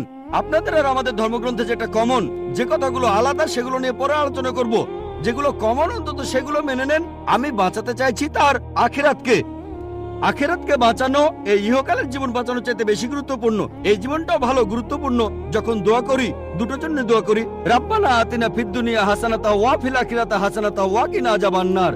হে আল্লাহ, আমাকে এই ইহকাল ও পরকালে ভালো রাখো এবং আমাকে দোজখের আগুন থেকে রক্ষা করো। তবে পরকাল অনেক উপরে এই জীবনের চাইতে। সেজন্য কোরআনের সূরা তাহরিমের 11 নম্বর আয়াতে উল্লেখ করা হয়েছে যে ফেরাউনের স্ত্রী হযরত আসিয়া রাদিয়াল্লাহু আনহা, তিনি আল্লাহ তাআলার কাছে বলেছিলেন হে আল্লাহ, আমি এই পৃথিবীর সমস্ত ধন সম্পদের বিনিময়ে, তিনি ছিলেন তখন পৃথিবীর সবচেয়ে ধনী মানুষের স্ত্রী, সে সময় পৃথিবীর সবচেয়ে শক্তিশালী মানুষ ছিল ফারাও। তার স্ত্রী আল্লাহর কাছে দোয়া করলেন, আমি এই পৃথিবীর সমস্ত ধন সম্পদের বিনিময়ে জান্নাতে একটি ঘর চাই তোমার কাছে। তাহলে পৃথিবীর সবচাইতে ধনী লোকের স্ত্রী তার সব সম্পদের বিনিময়ে চাচ্ছেন আখিরাত। ভাই, আপনার সঙ্গে একমত, মানুষকে ভালোবাসতে হবে, এটা খুব ভালো কাজ। তবে কারো পরকালের জীবন বাঁচানো সেটা আরো ভালো কাজ। আমি এখানে কি করছি? মানুষকে বলছি সাদৃশ্যগুলো দেখেন, যেগুলো কমন সেই জিনিসগুলো অন্তত মেনে চলেন, যেগুলো আলাদা সেগুলো বাদ দেন। যেটা কমন সেটা অন্তত মেনে চলেন, যে মূর্তি পূজা করা যাবে না, আল্লাহ কেবলমাত্র একজন, অন্তিম ঋষিকে মানতে হবে, তাহলে আমরা এক হব। নাম দিয়ে কেউ কখনো মুসলিম হয় না। আব্দুল্লাহ জাকির সুলতান মুসলিম মানে যে আল্লাহর কাছে নিজের ইচ্ছাকে সমর্পণ করে। আগে এক বোনকে আমি বলেছিলাম আল্লাহর কাছে আত্মসমর্পণ করুন, এখন আপনাকেও বলছি আল্লাহর কাছে আত্মসমর্পণ করুন। আর আল্লাহর ওহী এই লাস্ট টেস্টামেন্ট, খ্রিস্টানরা বলে ওল্ড টেস্টামেন্ট আর নিউ টেস্টামেন্ট, এটা হলো আল্লাহ তাআলার লাস্ট টেস্টামেন্ট, পবিত্র কোরআন। এটার কথা আপনাদের ধর্মগ্রন্থ আছে, সেটা আপনাদের মানতে হবে। এটা বাইবেলেও আছে, সেটা মেনে চলতে হবে। আমি অনুরোধ করবো, আসেন আমরা সবাই মিলেমিশে থাকি, সবাই একসাথে থাকি আর আল্লাহ তাআলার কাছে আত্মসমর্পণ করি। মানুষ সাধারণত লেভেল জিনিসটা পছন্দ করে না, জানো লেভেলটা গুরুত্বপূর্ণ নয়। পবিত্র কোরআনে সূরা ইমরানের 19 নম্বর আয়াতে উল্লেখ করা হয়েছে, ইন্নাদ-দীনা ইনদাল্লাহিল ইসলাম, আল্লাহ তাআলার কাছে একমাত্র যে ধর্মটা গ্রহণযোগ্য সেটা আল্লাহর কাছে আত্মসমর্পণ করা। যদি আল্লাহর কাছে নিজের ইচ্ছাকে সমর্পণ করেন, আপনার আখিরাত পরকালের জীবনটা বেঁচে যাবে। এবারে আপনার দ্বিতীয় প্রশ্নে আসি। নারীদের কথা বললেন যে সব ধর্মই নারীদের খারাপ চোখে দেখে, সব ধর্মই, খ্রিস্টান ধর্ম, হিন্দু ধর্ম, ইসলামের কথাও বললেন, সবাই খারাপ চোখে দেখে। খ্রিস্টানরা খারাপ চোখে দেখে, হিন্দুরা খারাপ চোখে দেখে, মুসলিমরাও খারাপ চোখে দেখে। মুসলিম মানে যে আল্লাহর কাছে নিজের ইচ্ছাকে সমর্পণ করে। আর সত্যিকারের মুসলিম কোন নারীর দিকে কখনো খারাপ দৃষ্টিতে তাকাবে না। যদি কেউ করে, সে মুসলিম নয়। আল্লাহ পবিত্র কোরআনে বলেছেন, সূরা নূরের 30 আয়াতে উল্লেখ করা হয়েছে, মানুষ শুধু নারীর হিজাবের কথা বলে। আল্লাহ তাআলা পবিত্র কোরআনে প্রথমে বলেছেন পুরুষের হিজাবের কথা। মুমিন পুরুষদের বলো তারা যেন দৃষ্টি সংযত আর লজ্জাস্থান হেফাজত করে। যখন কোনো পুরুষ কোনো নারীর দিকে তাকাবে, তখন তার মনে, সেই পুরুষের মনে কোনো খারাপ চিন্তা আসলে সে দৃষ্টি নিচু করবে। আপনাদের বেদেও কথা আছে, যদি আপনি ঋগ্বেদ পড়েন 8 নম্বর গ্রন্থ 33 নম্বর অনুচ্ছেদের 19 নম্বর মন্ত্র, ব্রাহ্ম তোমাদের নারী বানিয়েছেন, সুতরাং দৃষ্টি নিচু করো আর মাথার উপরে কাপড় দাও। হিন্দু ধর্মগ্রন্থ নারীদের শ্রদ্ধা করে, তবে সেই ধর্মগ্রন্থে এমন কথাও আছে যেগুলো নারীদের ছোট করেছে, সেগুলো বলতে চায় না। যদি মনুস্মৃতি পড়েন, সেখানে নারীদের বিরুদ্ধে অনেক কথা আছে, সেগুলো আমি এখানে বলতে চাই না, কারণ আমি চাই না কেউ বলুক ডক্টর জাকির নায়েক হিন্দু ধর্মের সমালোচনা করছেন। পবিত্র বাইবেলেও নারীদের সম্পর্কে ভালো কথা আছে, আবার খারাপ কথাও আছে। ভালো কথাগুলো এখানে বলতে পারি, খারাপ কথাগুলো বলতে চাচ্ছি না। আমি চ্যালেঞ্জ করছি, কেউ আমাকে পবিত্র কোরআনের এমন একটা কথা দেখান যেটা নারীদের বিরুদ্ধে বলেছে। নারীদের বিরুদ্ধে একটা সহিহ হাদিস দেখান যেটা নারীদের বিরুদ্ধে বলেছে। হ্যাঁ, প্রত্যেক সম্প্রদায়ে কিছু কুলাঙ্গার দেখতে পাবেন। এমন কিছু মুসলিম হয়তো আছে যারা শুধু নামেই মুসলিম, তারা মেয়েদের দিকে তাকাতে পারে, মেয়েদের উত্তক্ত করতে পারে, তবে তারা সত্যিকারের মুসলিম নয়। আপনি বললেন যে ইসলাম আর মুসলিমরা মেয়েদের খারাপ চোখে দেখে। যদি এই কথাটা বলে থাকেন, ভুল বলেছেন। যদি হিন্দু ধর্মগ্রন্থের সেই কথাগুলোর উদ্ধৃতি দিয়ে বলেন যে হিন্দু ধর্ম নারীদের বিরুদ্ধে কথা বলে, আমি বিভিন্ন ধর্মের উপর একজন ছাত্র হিসেবে কথাটা মেনে নেব যে হ্যাঁ, আপনি মনুস্মৃতির সেই অনুচ্ছেদগুলোর কথা বলছেন যেগুলো নারীদের বিরুদ্ধে বলে। যদি বাইবেলে নারীদের বিরুদ্ধে বলা কথাগুলোর উদ্ধৃতি দেন, হ্যাঁ, সেগুলো তো বাইবেলে লেখা আছে, তবে আমি চ্যালেঞ্জ করছি, পবিত্র কোরআনে এমন মাত্র একটা আয়াত দেখান যেখানে নারীদের বিরুদ্ধে কথা বলে। এমন মাত্র একটা সহিহ হাদিস দেখান, আমাদের নবীজি সাল্লাল্লাহু আলাইহি ওয়াসাল্লামের মাত্র একটা কথা দেখান যেটা নারীদের বিরুদ্ধে বলেছে। সত্যি বলতে, মুহাম্মদ সাল্লাল্লাহু আলাইহি ওয়াসাল্লাম হলেন পৃথিবীর প্রথম মানুষ যিনি নারীদের উপরে তুলেছেন আর তাদের সমান অধিকার দিয়েছেন। আমরা লেকচার দিয়েছিলাম ইসলামে নারীর অধিকার, এছাড়াও আরেকটা লেকচার ইসলাম এবং অন্যান্য ধর্মের নারীর অধিকার আমি সেখানে দেখিয়েছি। তাই আপনি যখন বললেন ইসলাম নারীদের অসম্মান করে, কথাটা ঠিক নয়। তবে আমি ইসলাম সম্পর্কে কথা বলিনি। ইসলাম সবসময় নারীদেরকে মর্যাদা দিয়েছে। মুসলিমরা এই কাজটা করেছে, তারা মুসলিমরা এই কাজ করছে।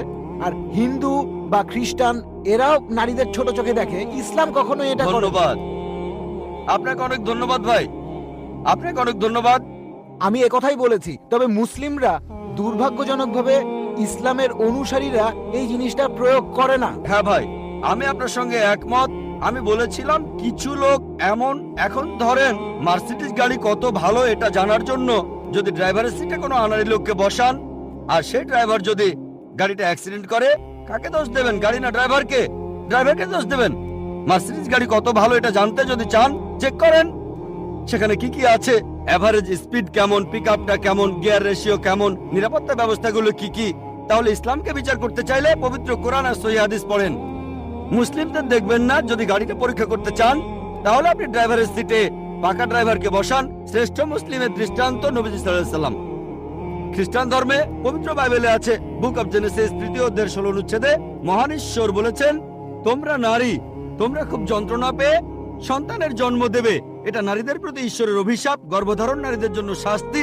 ইসলাম ধর্মে গর্ভধারণ নারীদের জন্য সম্মানের। পবিত্র কোরআনে সূরা নিসার 1 নম্বর আয়াতে উল্লেখ করা হয়েছে, গর্ভধারিণী মাকে সম্মান করো। পবিত্র কোরআনে সূরা লুকমানের 14 নম্বর আয়াতে উল্লেখ করা হয়েছে, আমি মানুষকে তাদের বাবা মায়ের সাথে ভালো ব্যবহার করার নির্দেশ দিয়েছি। মা অনেক কষ্ট সহ্য করে সন্তানকে গর্ভধারণ করেন, অনেক কষ্ট পেয়ে সন্তানের জন্ম দেন। নবীজি বলেছেন, যদি তোমরা তোমাদের মাকে সোনার পাহাড়ও এনে দাও, তোমাকে যে 9 মাস গর্ভে ধারণ করেছিলেন তার বিনিময়ে, তারপরও শোধ হবে না। ইসলাম এই কথাই বলছে। একবার নবীজি সাল্লাল্লাহু আলাইহি ওয়াসাল্লামের কাছে একজন লোক আসলো আর প্রশ্ন করলো, এটা আছে সহিহ বুখারী 8 নম্বর খণ্ড, বুক অব আদাব 2 নম্বর অধ্যায় 2 নম্বর হাদিস, হে নবী, এই পৃথিবীতে কাকে সবচাইতে বেশি সম্মান দেখাবো? নবীজি বললেন, তোমার মা। লোকটা বলল, এরপরে কাকে দেখাবো? নবীজি বললেন, তোমার মা। লোকটা বলল, তারপরে কাকে দেখাবো? নবীজি আবারও বললেন, তোমার মা। লোকটা বলল, এরপরে কাকে? তখন নবীজি বললেন, তোমার বাবা। তার মানে 75%, 4 ভাগের 3 ভাগ পাচ্ছেন মা, 1 ভাগ 25% সেটা পাচ্ছেন বাবা। এক কথায় মা গোল্ড মেডেল পাচ্ছেন, সিলভার মেডেল পাচ্ছেন, ব্রোঞ্জ মেডেলটাও পাচ্ছেন, আর বাবা একটা সান্ত্বনা পুরস্কার নিয়ে সন্তুষ্ট থাকছেন। ইসলাম আমাদের এমনটাই শেখায়। তবে আপনার কথা মানি, পশ্চিমা বিশ্ব নারীদের ছোট করছে। পশ্চিমা বিশ্ব নারীদের স্বাধীনতার কথা বলে, আসলে তারা স্বাধীনতার কথা বলে নারীদের শারীরিক অত্যাচার করে, তাদের সম্মান কেড়ে নেয়, আত্মার অবমাননা করে। পশ্চিমা বিশ্ব বলে তারা নারীদের উঁচুতে বসিয়েছে, আসলে নিচে নামিয়েছে। তাদেরকে বানিয়েছে উপপত্নী, রক্ষিতা আর সমাজের প্রজাপতি, যারা রয়েছে আর্ট আর কালচারের রঙিন পর্দার আড়ালে। আর্ট আর কালচারের দোহাই দিয়ে তারা কি করছে? তাদের মেয়েদের বিক্রি করছে তাদের মায়েদের। তারা নাকি মেয়েদের উপরে তুলছে। সাধারণত বেশিরভাগ অ্যাডেই দেখবেন নারী আছে, অন্যটার সাথে নারীর হয়তো কোনো সম্পর্কই নেই। মোটরসাইকেলের বেশিরভাগ অ্যাডে দেখবেন মেয়ে আছে। কতজন মেয়ে মোটরসাইকেল চালায়? কতজন? কিন্তু অ্যাডে মেয়ে থাকবেই। তারপর মোটর গাড়ির অ্যাডে, সেখানে মেয়েদের দেখবেন। আমার এক বন্ধু একবার বলেছিল যে BMW একটা খুব বিখ্যাত অ্যাড, মার্সিডিজ বেঞ্জ খুব ভালো গাড়ি, তরুণদের প্রিয় হলো BMW, এর স্পিড বেশি, পিকআপও ভালো। তো BMW এর একটা অ্যাডে বিকিনি পরা একটা মেয়ে দাঁড়িয়ে আছে BMW গাড়ির সামনে, আর নিচে লেখা, এখনই চালানো শুরু করুন। কাকে? মেয়েটাকে না গাড়িটাকে? বিক্রি করছে মেয়েদের, বিক্রি করছে মায়েদের। ইসলাম ধর্মে নারীদেরকে সম্মান করি, মায়েদের সম্মান করি, বোনদের সম্মান করি, মেয়েদের সম্মান করি, তাদের শ্রদ্ধা করি, তাদের ভক্তি করি। আমার ভিডিও ক্যাসেট দেখেন, ইসলামে নারীর অধিকার। আশা করি উত্তরটা পেয়েছেন। এবারের প্রশ্ন মহিলাদের মধ্য থেকে। গুড ইভিনিং স্যার, আমি লক্ষ্মী আইয়ার। স্যার, আমি হিন্দু, তবে ইসলাম ধর্মে বিশ্বাস করি। আমি ইসলাম বিশ্বাস করি কারণ আমি সেরকম কিছু প্রমাণ পেয়েছি। স্যার, আপনি বললেন আল্লাহ একজন, ধর্মও একটা। এখন আমি 3 জন মানুষের উদাহরণ দেই। একজন হিন্দু, আরেকজন মুসলিম, অন্যজন খ্রিস্টান। ধরেন এই 3 জন একসাথে আছে। এখন তাদের শরীর যদি কেটে ফেলা হয়, সেখানে আপনি কি দেখতে পাবেন? শুধু রক্ত, শুধু রক্তই পাবেন। দুধ পাবেন না, পানি পাবেন না, শুধু রক্তই পাবেন। এখন সব মানুষের শরীরে যদি একই রক্ত থাকে, তাহলে মৃতদেহ সৎকারের নিয়মটা আলাদা কেন? মুসলিমরা তারা কবর দেয়, আর হিন্দুরা আমরা মৃতদেহ পুড়িয়ে ফেলি। বোন বললেন আপনি ইসলাম ধর্ম পছন্দ করেন, ইসলামে বিশ্বাসও করেন। আপনাকে অভিনন্দন, আর এই শান্তির ধর্মে আপনাকে স্বাগতম, সত্যের পথে আপনাকে স্বাগতম। বোন প্রশ্ন করলেন যে 3 জন হিন্দু, খ্রিস্টান, মুসলিম, সবার শরীর একই রকম, একই রক্ত, একই উপাদান, কিন্তু আমরা মারা গেলে হিন্দুরা কেন পুড়িয়ে ফেলে আর মুসলিমরা কেন কবর দেয়? আসুন আমরা এটা ভালো করে দেখি। আপনি দেখেন কোন পদ্ধতিটা ভালো। হিন্দু ধর্মে কবর দেওয়ার অনুমতিও আছে শিশুদের ক্ষেত্রে, কিন্তু প্রাপ্তবয়স্ক লোক মারা গেলে তারা বলেন পুড়িয়ে ফেলতে হবে, দাহ করতে হবে। অবশ্য হিন্দুদের কেউ কেউ বলেন যে কবর দিতে হবে। আসুন আমরা এখন ভালো করে দেখি যে শবদেহ, মৃতদেহ পোড়ানো আর কবর দেয়া। এখানে আপনি দেখবেন যখন আপনি কোনো মৃতদেহ পোড়াবেন তখন পরিবেশ দূষিত হচ্ছে। মৃতদেহ পোড়ালে পরিবেশ দূষণ হয়। ইসলাম ধর্মে আমরা কবর দেই কেন? এখন আমরা জানতে পেরেছি আমাদের শরীরে যে উপাদানগুলো আছে, এই পৃথিবীর মাটিতে যে উপাদান আছে, আমাদের শরীরেও একই জিনিস পরিমাণে হয়তো কম অথবা বেশি। আমরা মাটি থেকে এসেছি, আবার মাটিতেই ফিরে যাব, বিজ্ঞানসম্মত। এটা হচ্ছে 1 নম্বর পয়েন্ট। দাহ করলে আগুন ধরানো হয়, পরিবেশ দূষিত হয়। ইসলাম অনুযায়ী আমরা কবর দেই আর জমি উর্বর হয়, পোড়ানো হয় না বলে পরিবেশ দূষিত হয় না। 2 নম্বর পয়েন্ট, মৃতদেহ পোড়াতে গেলে আপনাকে গাছ কাটতে হবে, গাছপালা কমে যাবে, পরিবেশের অবস্থা তখন খারাপ হয়ে যাবে। ইসলাম অনুযায়ী আমরা কবর দেই, জমি উর্বর হয়, আরো গাছ জন্মায়, এটা তখন হয়ে যায় সার। এখানে গাছ কাটার দরকার নেই, পরিবেশের জন্য ভালো। আমাদের সরকার এখন বলে গাছ কাটবেন না। গাছ না কাটলে মৃতদেহগুলো পোড়াবেন কিভাবে? 3 নম্বর পয়েন্ট, পোড়ালে খরচ বেশি। ইন্ডিয়ার পরিসংখ্যান অনুযায়ী প্রতি বছর হাজার হাজার লক্ষ লক্ষ কোটি টাকা খরচ হয়ে যাচ্ছে। প্রতিদিন কোটি কোটি টাকা খরচ হচ্ছে, প্রতি বছর লক্ষ লক্ষ কোটি টাকা খরচ হচ্ছে শুধু গাছের পেছনে আর মৃতদেহ পোড়ানোর পেছনে। ইসলাম অনুযায়ী আমরা কবর দেই, এটা সস্তা, ফ্রি। 5 নম্বর পয়েন্ট, মৃতদেহ পোড়ালে গাছের কাঠ পুড়ে হয়ে যায় চারকল, ছাই। ইসলামে একটা জায়গায় কাউকে কবর দিলে কয়েক বছর পরে সেখানে আরেকজনকে কবর দেওয়া যাবে। এটা সব সময় চলবে। আপনি রিসাইকেল করতে পারবেন। একই জমি কয়েক বছর পরে মৃতদেহের হাড় করে আলাদা হয়ে গেলে আবার কবর দিতে পারবেন। তাহলে যুক্তি আর বিজ্ঞান দিয়ে যদি যাচাই করেন, এটাই বিজ্ঞানসম্মত, অনেক মানবিক, অনেক ভালো। কবর দেয়া পোড়ানোর চাইতে অনেক ভালো। আশা করি উত্তরটা পেয়েছেন। আসসালামু আলাইকুম। আমার 2টি প্রশ্ন আছে। প্রথমটি হচ্ছে, মুসলমান মেয়েরা ইসলাম ধর্ম অনুসরণ করে কেন অমুসলিমদের বিয়ে করতে পারে না?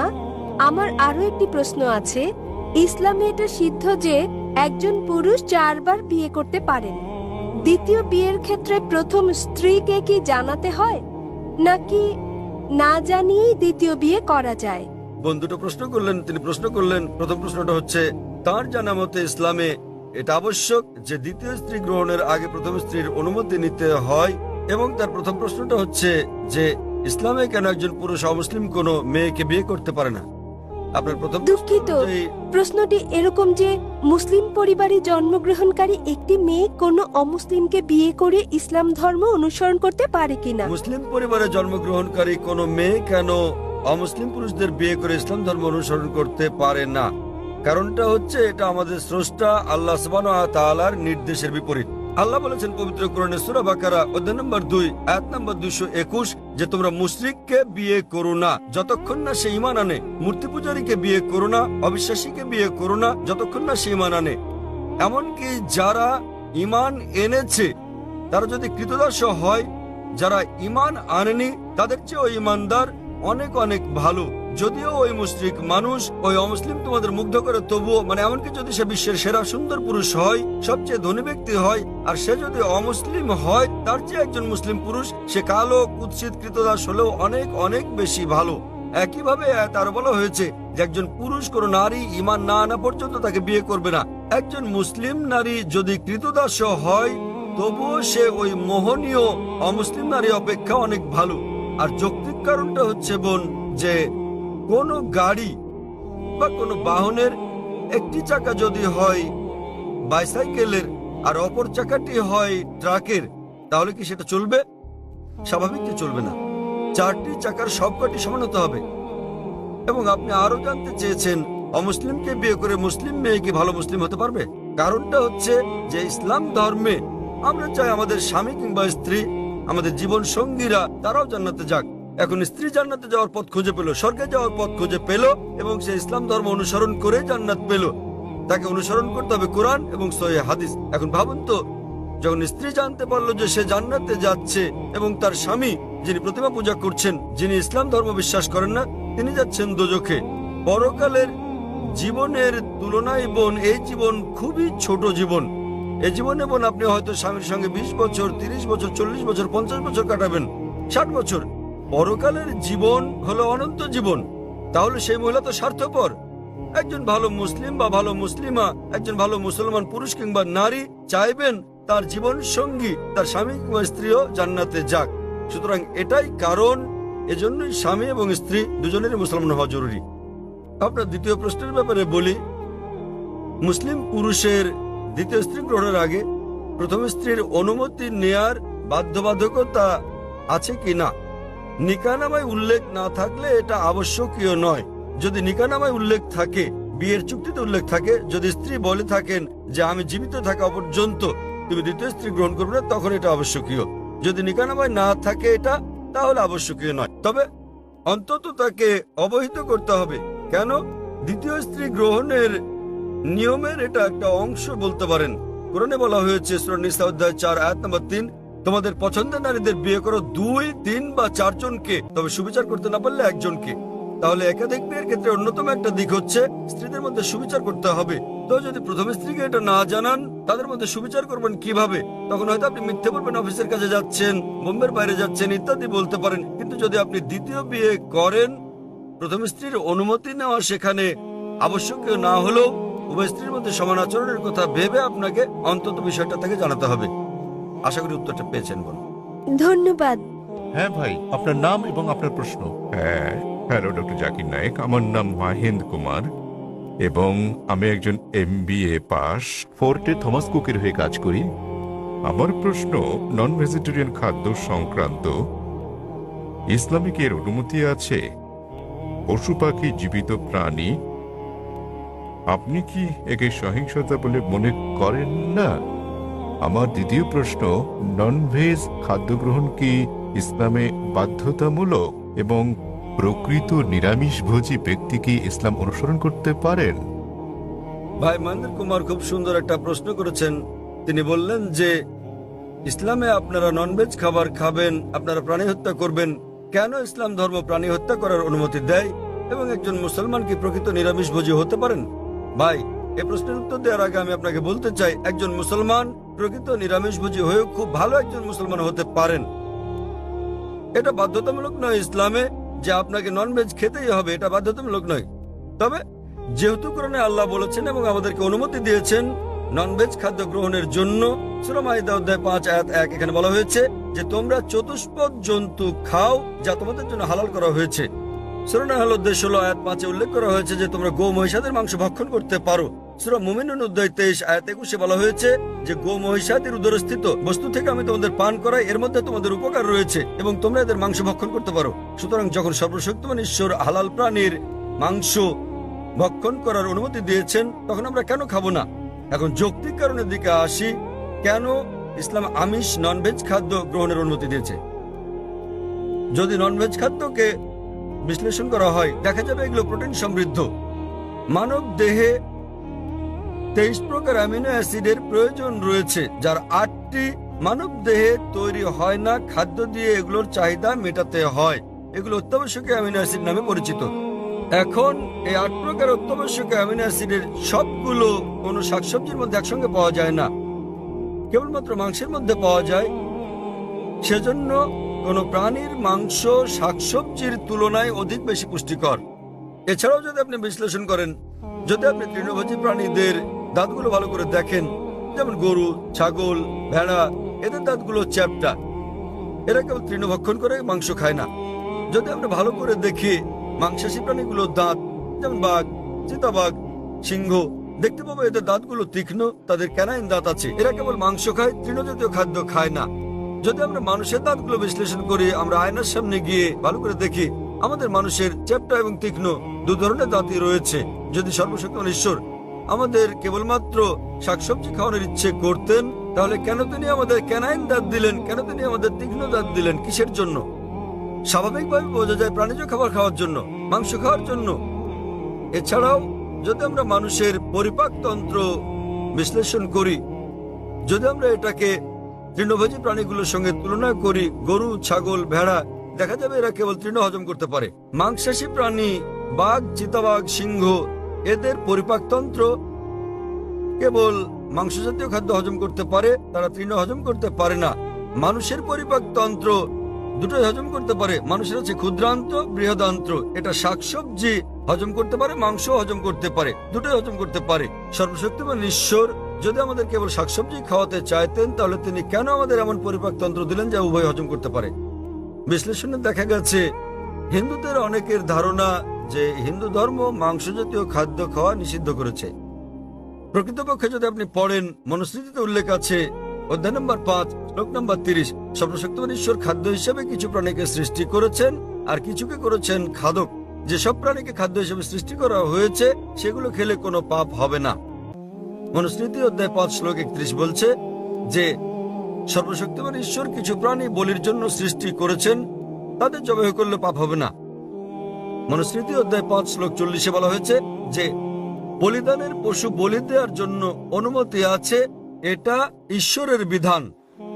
সুতরাং হিন্দু ধর্মে প্রাণীর মাংস খাওয়ার অনুমতি আছে। বেদ ও অন্যান্য ধর্মগ্রন্থ পড়লে দেখবেন সাধু সন্তরা প্রাণীর মাংস খেতেন, এমনকি গরুর মাংস খেতেন। মহাভারত পড়লে দেখবেন অনুশাসন পর্ব অধ্যায় নম্বর 88, যখন পাণ্ডবরা একত্রে মিলিত হয়, যুধিষ্ঠির যিনি পাণ্ডবদের বড় ভাই, তিনি ভীষ্মকে জিজ্ঞেস করেন যে কোন খাদ্য আমাদের যজ্ঞে পূজায় দেওয়া উচিত যাতে করে আমাদের পূর্বপুরুষ সন্তুষ্ট হয়। তো ভীষ্ম উত্তর দিলেন যে যদি আপনি লতাপাতা গুল্ম শাকসবজি দেন তাহলে আমাদের পূর্বপুরুষেরা 1 মাসের জন্য সন্তুষ্ট থাকবে।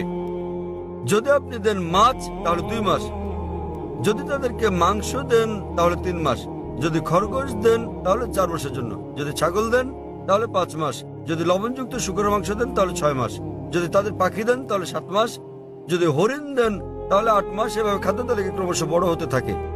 বলা হয়েছে যদি মহিষ দেন তো 11 মাস, যদি দেন গোমাংস আপনি তাহলে আমাদের পূর্বপুরুষেরা পুরো 1 বছর সন্তুষ্ট থাকবে। এবং যদি ছাগলের লাল মাংস কিংবা গন্ডারের মাংস দেন তাহলে তারা অনন্তকাল সন্তুষ্ট থাকবেন। সুতরাং হিন্দু ধর্ম মতে প্রাণীর মাংস খাওয়া কোনো পাপ নয়। হিন্দু ধর্মাবলম্বী অনেকে জীবিত প্রাণী হত্যা না করার অহিংস দর্শনে উদ্বুদ্ধ হয়ে মাংস খেতেন না, তারাও খেতে শুরু করেছেন। কিন্তু এমনকি এই অহিংস দর্শন, যেমন আপনি বলেছেন যে জীব হত্যা করা হচ্ছে পাপ, ভাই আপনি কি জানেন যে উদ্ভিদেরও প্রাণ আছে? আপনি কি এটা জানেন ভাই? জি। তাহলে জীব হত্যা যে পাপ আপনি বলেন, সেক্ষেত্রে উদ্ভিদ লতাপাতা ইত্যাদি হত্যা পাপ, তাহলে কেন আপনি সেগুলো খাবেন? একমত। একমত, খুব ভালো। এছাড়াও এমন কিছু লোক আছে যারা বলে ঠিক আছে ভাই জাকির, আমি একমত যে উদ্ভিদেরও প্রাণ আছে, কিন্তু তারা তো ব্যথা অনুভব করে না, তাই উদ্ভিদ হত্যা করা জীবজন্তু হত্যা করার চেয়ে কম পাপ। যে বিষয়টা মনে রাখতে হবে তা হচ্ছে বিজ্ঞান আজ উন্নত, আমরা জানতে পেরেছি যে উদ্ভিদও ব্যথা অনুভব করে, কিন্তু উদ্ভিদের কান্না মানুষ শুনতে পায় না। কারণ মানুষ যে শব্দ তরঙ্গ শুনতে পায় তার মাত্রা 20 সাইকেল থেকে 20,000 সাইকেল পার সেকেন্ড পর্যন্ত, এর নিচের বা বেশি মাত্রা শব্দ তারা শুনতে পায় না। আমেরিকার এক কৃষক উদ্ভিদের কান্নাকে মানুষের শ্রবণ তরঙ্গে রূপান্তর করেছিলেন এবং উদ্ভিদগুলো কান্নাকাটি করলে পানি চাইলে তিনি বুঝতে পারতেন। আরেক ব্যক্তি এসে আমাকে যুক্তি দিয়ে বললেন, ভাই জাকির আমি আপনার সঙ্গে একমত যে উদ্ভিদের প্রাণ আছে এবং তারা ব্যথা অনুভব করে, তবে উদ্ভিদের 2 ইন্দ্রিয় কম আছে প্রাণীদের ইন্দ্রিয় সংখ্যার তুলনায়। সুতরাং উদ্ভিদ হত্যা করা প্রাণী হত্যা করার চেয়ে অনেক কম পাপ। আমি আপনাকে জিজ্ঞেস করি ভাই, মনে করেন আপনার ভাই, আপনার বড় ভাই, তিনি জন্ম থেকেই বধির ও বোবা। যখন সে বড় হলো তখন কেউ তাকে হত্যা করলো, তাহলে কি আপনি বিচারককে বলবেন যে মহামান্য এই হত্যাকারীকে আপনি কম শাস্তি দিন, কেননা আমার ভাই 2 ইন্দ্রিয় কম ছিল, তিনি শুনতে পেতেন না, কথা বলতে পারতেন না? আপনি কি কথা বলবেন?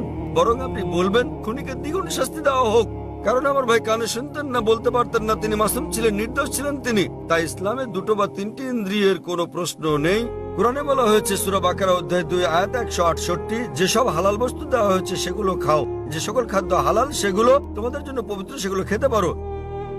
এত সত্ত্বেও ব্যক্তিগতভাবে আমার কোনো সমস্যা নেই যদি অমুসলিমরা প্রাণীর মাংস না খায়, আমার কোনো সমস্যা নেই। কেবল তারা যখন বলে পশু পাখির মাংস খাওয়া পাপ, এক ধরনের অপরাধ, শুধু তখনই আমি জবাবটা দিই। অন্যথায় ভারতের অমুসলিমরা যদি পশু পাখির মাংস না খায় সেটা আমার জন্য ভালো। যদি ভারতের সকল অমুসলিমরা মাংস খেতে শুরু করে তাহলে খাসি গরুর মাংসের দামটা বেড়ে যাবে, তখন আমার মাংস খাওয়ার খরচটাও বেড়ে যাবে। তাই ব্যক্তিগতভাবে আমার কোনো সমস্যা নেই। আশা করি ভাই আপনি উত্তরে সন্তুষ্ট হয়েছেন। হ্যাঁ নিশ্চয়ই স্যার। সুতরাং এখন আপনি চাইলে একজন ভালো নিরামিষভোজী হতে পারেন, আবার চাইলে আমিষভোজীও হতে পারেন। মাংস খেলে আপনি আরো সুস্বাস্থ্যের অধিকারী হবেন, আপনি খেতে পারেন। তবে আপনি প্রকৃত নিরামিষভোজী হতে চাইলে তাতেও কোনো পাপ নেই। আশা করি উত্তরটা পেয়েছেন ভাই। হ্যাঁ বোন, আপনার প্রশ্ন। স্যার, আমি ডক্টর কল্পনা। আমার প্রশ্ন, ইসলাম আত্মীয়ের মধ্যে বিবাহ সমর্থন করে কি না? আপনি জানেন চিকিৎসা বিজ্ঞানে অনেক জন্মগত অস্বাভাবিকতার কারণ হচ্ছে স্বগোত্রে বিবাহ, অর্থাৎ আত্মীয়ের মধ্যে বিবাহ। বোন প্রশ্ন করলেন যে ইসলাম কি স্বগোত্রে বিয়ে, নিকটাত্মীয়দের মধ্যে বিয়ের অনুমতি দেয়? জি। বিয়ে সংক্রান্ত ব্যাপারে বলতে গেলে আল্লাহ বলেছেন কোরআনে সূরা নিসা অধ্যায় নম্বর 4 আয়াত নম্বর 22 থেকে 25 যে সকল বিয়ে নিষিদ্ধ, তাহলে আপনি বিয়ে করতে পারবেন না আপনার মাকে, আপনার মেয়েকে, আপনার মায়ের বোনকে, আপনার বাবার বোনকে এবং আপনার ঘনিষ্ঠ মাহারাম আত্মীয়দের। তবে আপন চাচাতো মামাতো বোন হলে পারবেন, কিন্তু ভাই বোন, পিতা কন্যা বিয়ের অনুমতি নেই। আপন চাচাতো মামাতো হলে অনুমতি আছে। আজ বিজ্ঞান আমাদের বলছে যদি আপন ভাই বোনে বিয়ে হয় সেক্ষেত্রে অস্বাভাবিকতার সম্ভাবনা অনেক বেশি থাকে, জন্মগত সমস্যা হতে পারে।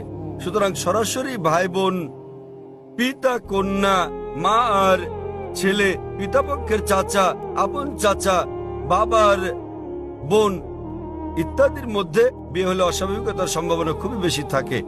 তাই ইসলাম এসব বিয়ে নিষেধ করেছে, কিন্তু আপন চাচাতো মামাতো হলে অনুমতি আছে। ইসলাম এটার অনুমতি দিয়েছে। আর বিজ্ঞান আজ আমাদের বলছে এমনকি চাচাতো মামাতো ফুফাতো ভাই বোনের ক্ষেত্রে এর সম্ভাবনা আছে, তবে খুবই কম। জন্মগত সমস্যা হতে পারে যদি দুই ব্যক্তি, পুরুষ মহিলা অপরিচিত হয়, তারা যদি পরস্পরের আগে থেকেই আত্মীয় নাও হয়, তবুও জন্মগত সমস্যা হতে পারে। তাহলে বোঝা যাচ্ছে জন্মগত সমস্যা কেবল আত্মীয়ের মধ্যেই হয় না, তবে সমস্যা অত্যাধিক বেশি থাকে সরাসরি আপন ভাই বোন, বাবা অথবা মা, আপন চাচা হলে। আপন চাচাতো মামাতো ফুফাতো ভাই বোনের মধ্যে সম্ভাবনা কিছুটা বেশি অপরিচিতের তুলনায়, তবে পার্থক্যটা খুবই ক্ষীণ। তবে আহমদ শাকরের মতো এরকম একটা হাদিস আছে, যে হাদিসে প্রিয় নবী বলেছেন যে অব্যাহতভাবে বংশানুক্রমে আপন চাচাতো মামাতো ফুফাতো ভাই বোনের মধ্যে বিয়ে করো না। তাই বংশানুক্রমে আপন আত্মীয়দের মধ্যে বিয়ে অব্যাহত রাখলে সমস্যা হতে পারে। অন্যথায় এমনকি মেডিকেল সায়েন্স বলছে বংশানুক্রমিক না হলে সমস্যা নেই, তবে যদি আপন কাজিনদের মধ্যে বিয়ে অব্যাহত রাখা হয়, যেমন ধরেন কাজিন আবারও কাজিন আবারও কাজিন, তাহলে সম্ভাবনা কিছুটা বাড়ে। এমনিতে সাধারণভাবে কোনো সমস্যা নেই। আশা করি বোন উত্তরটা পেয়েছেন। আপনাকে ধন্যবাদ।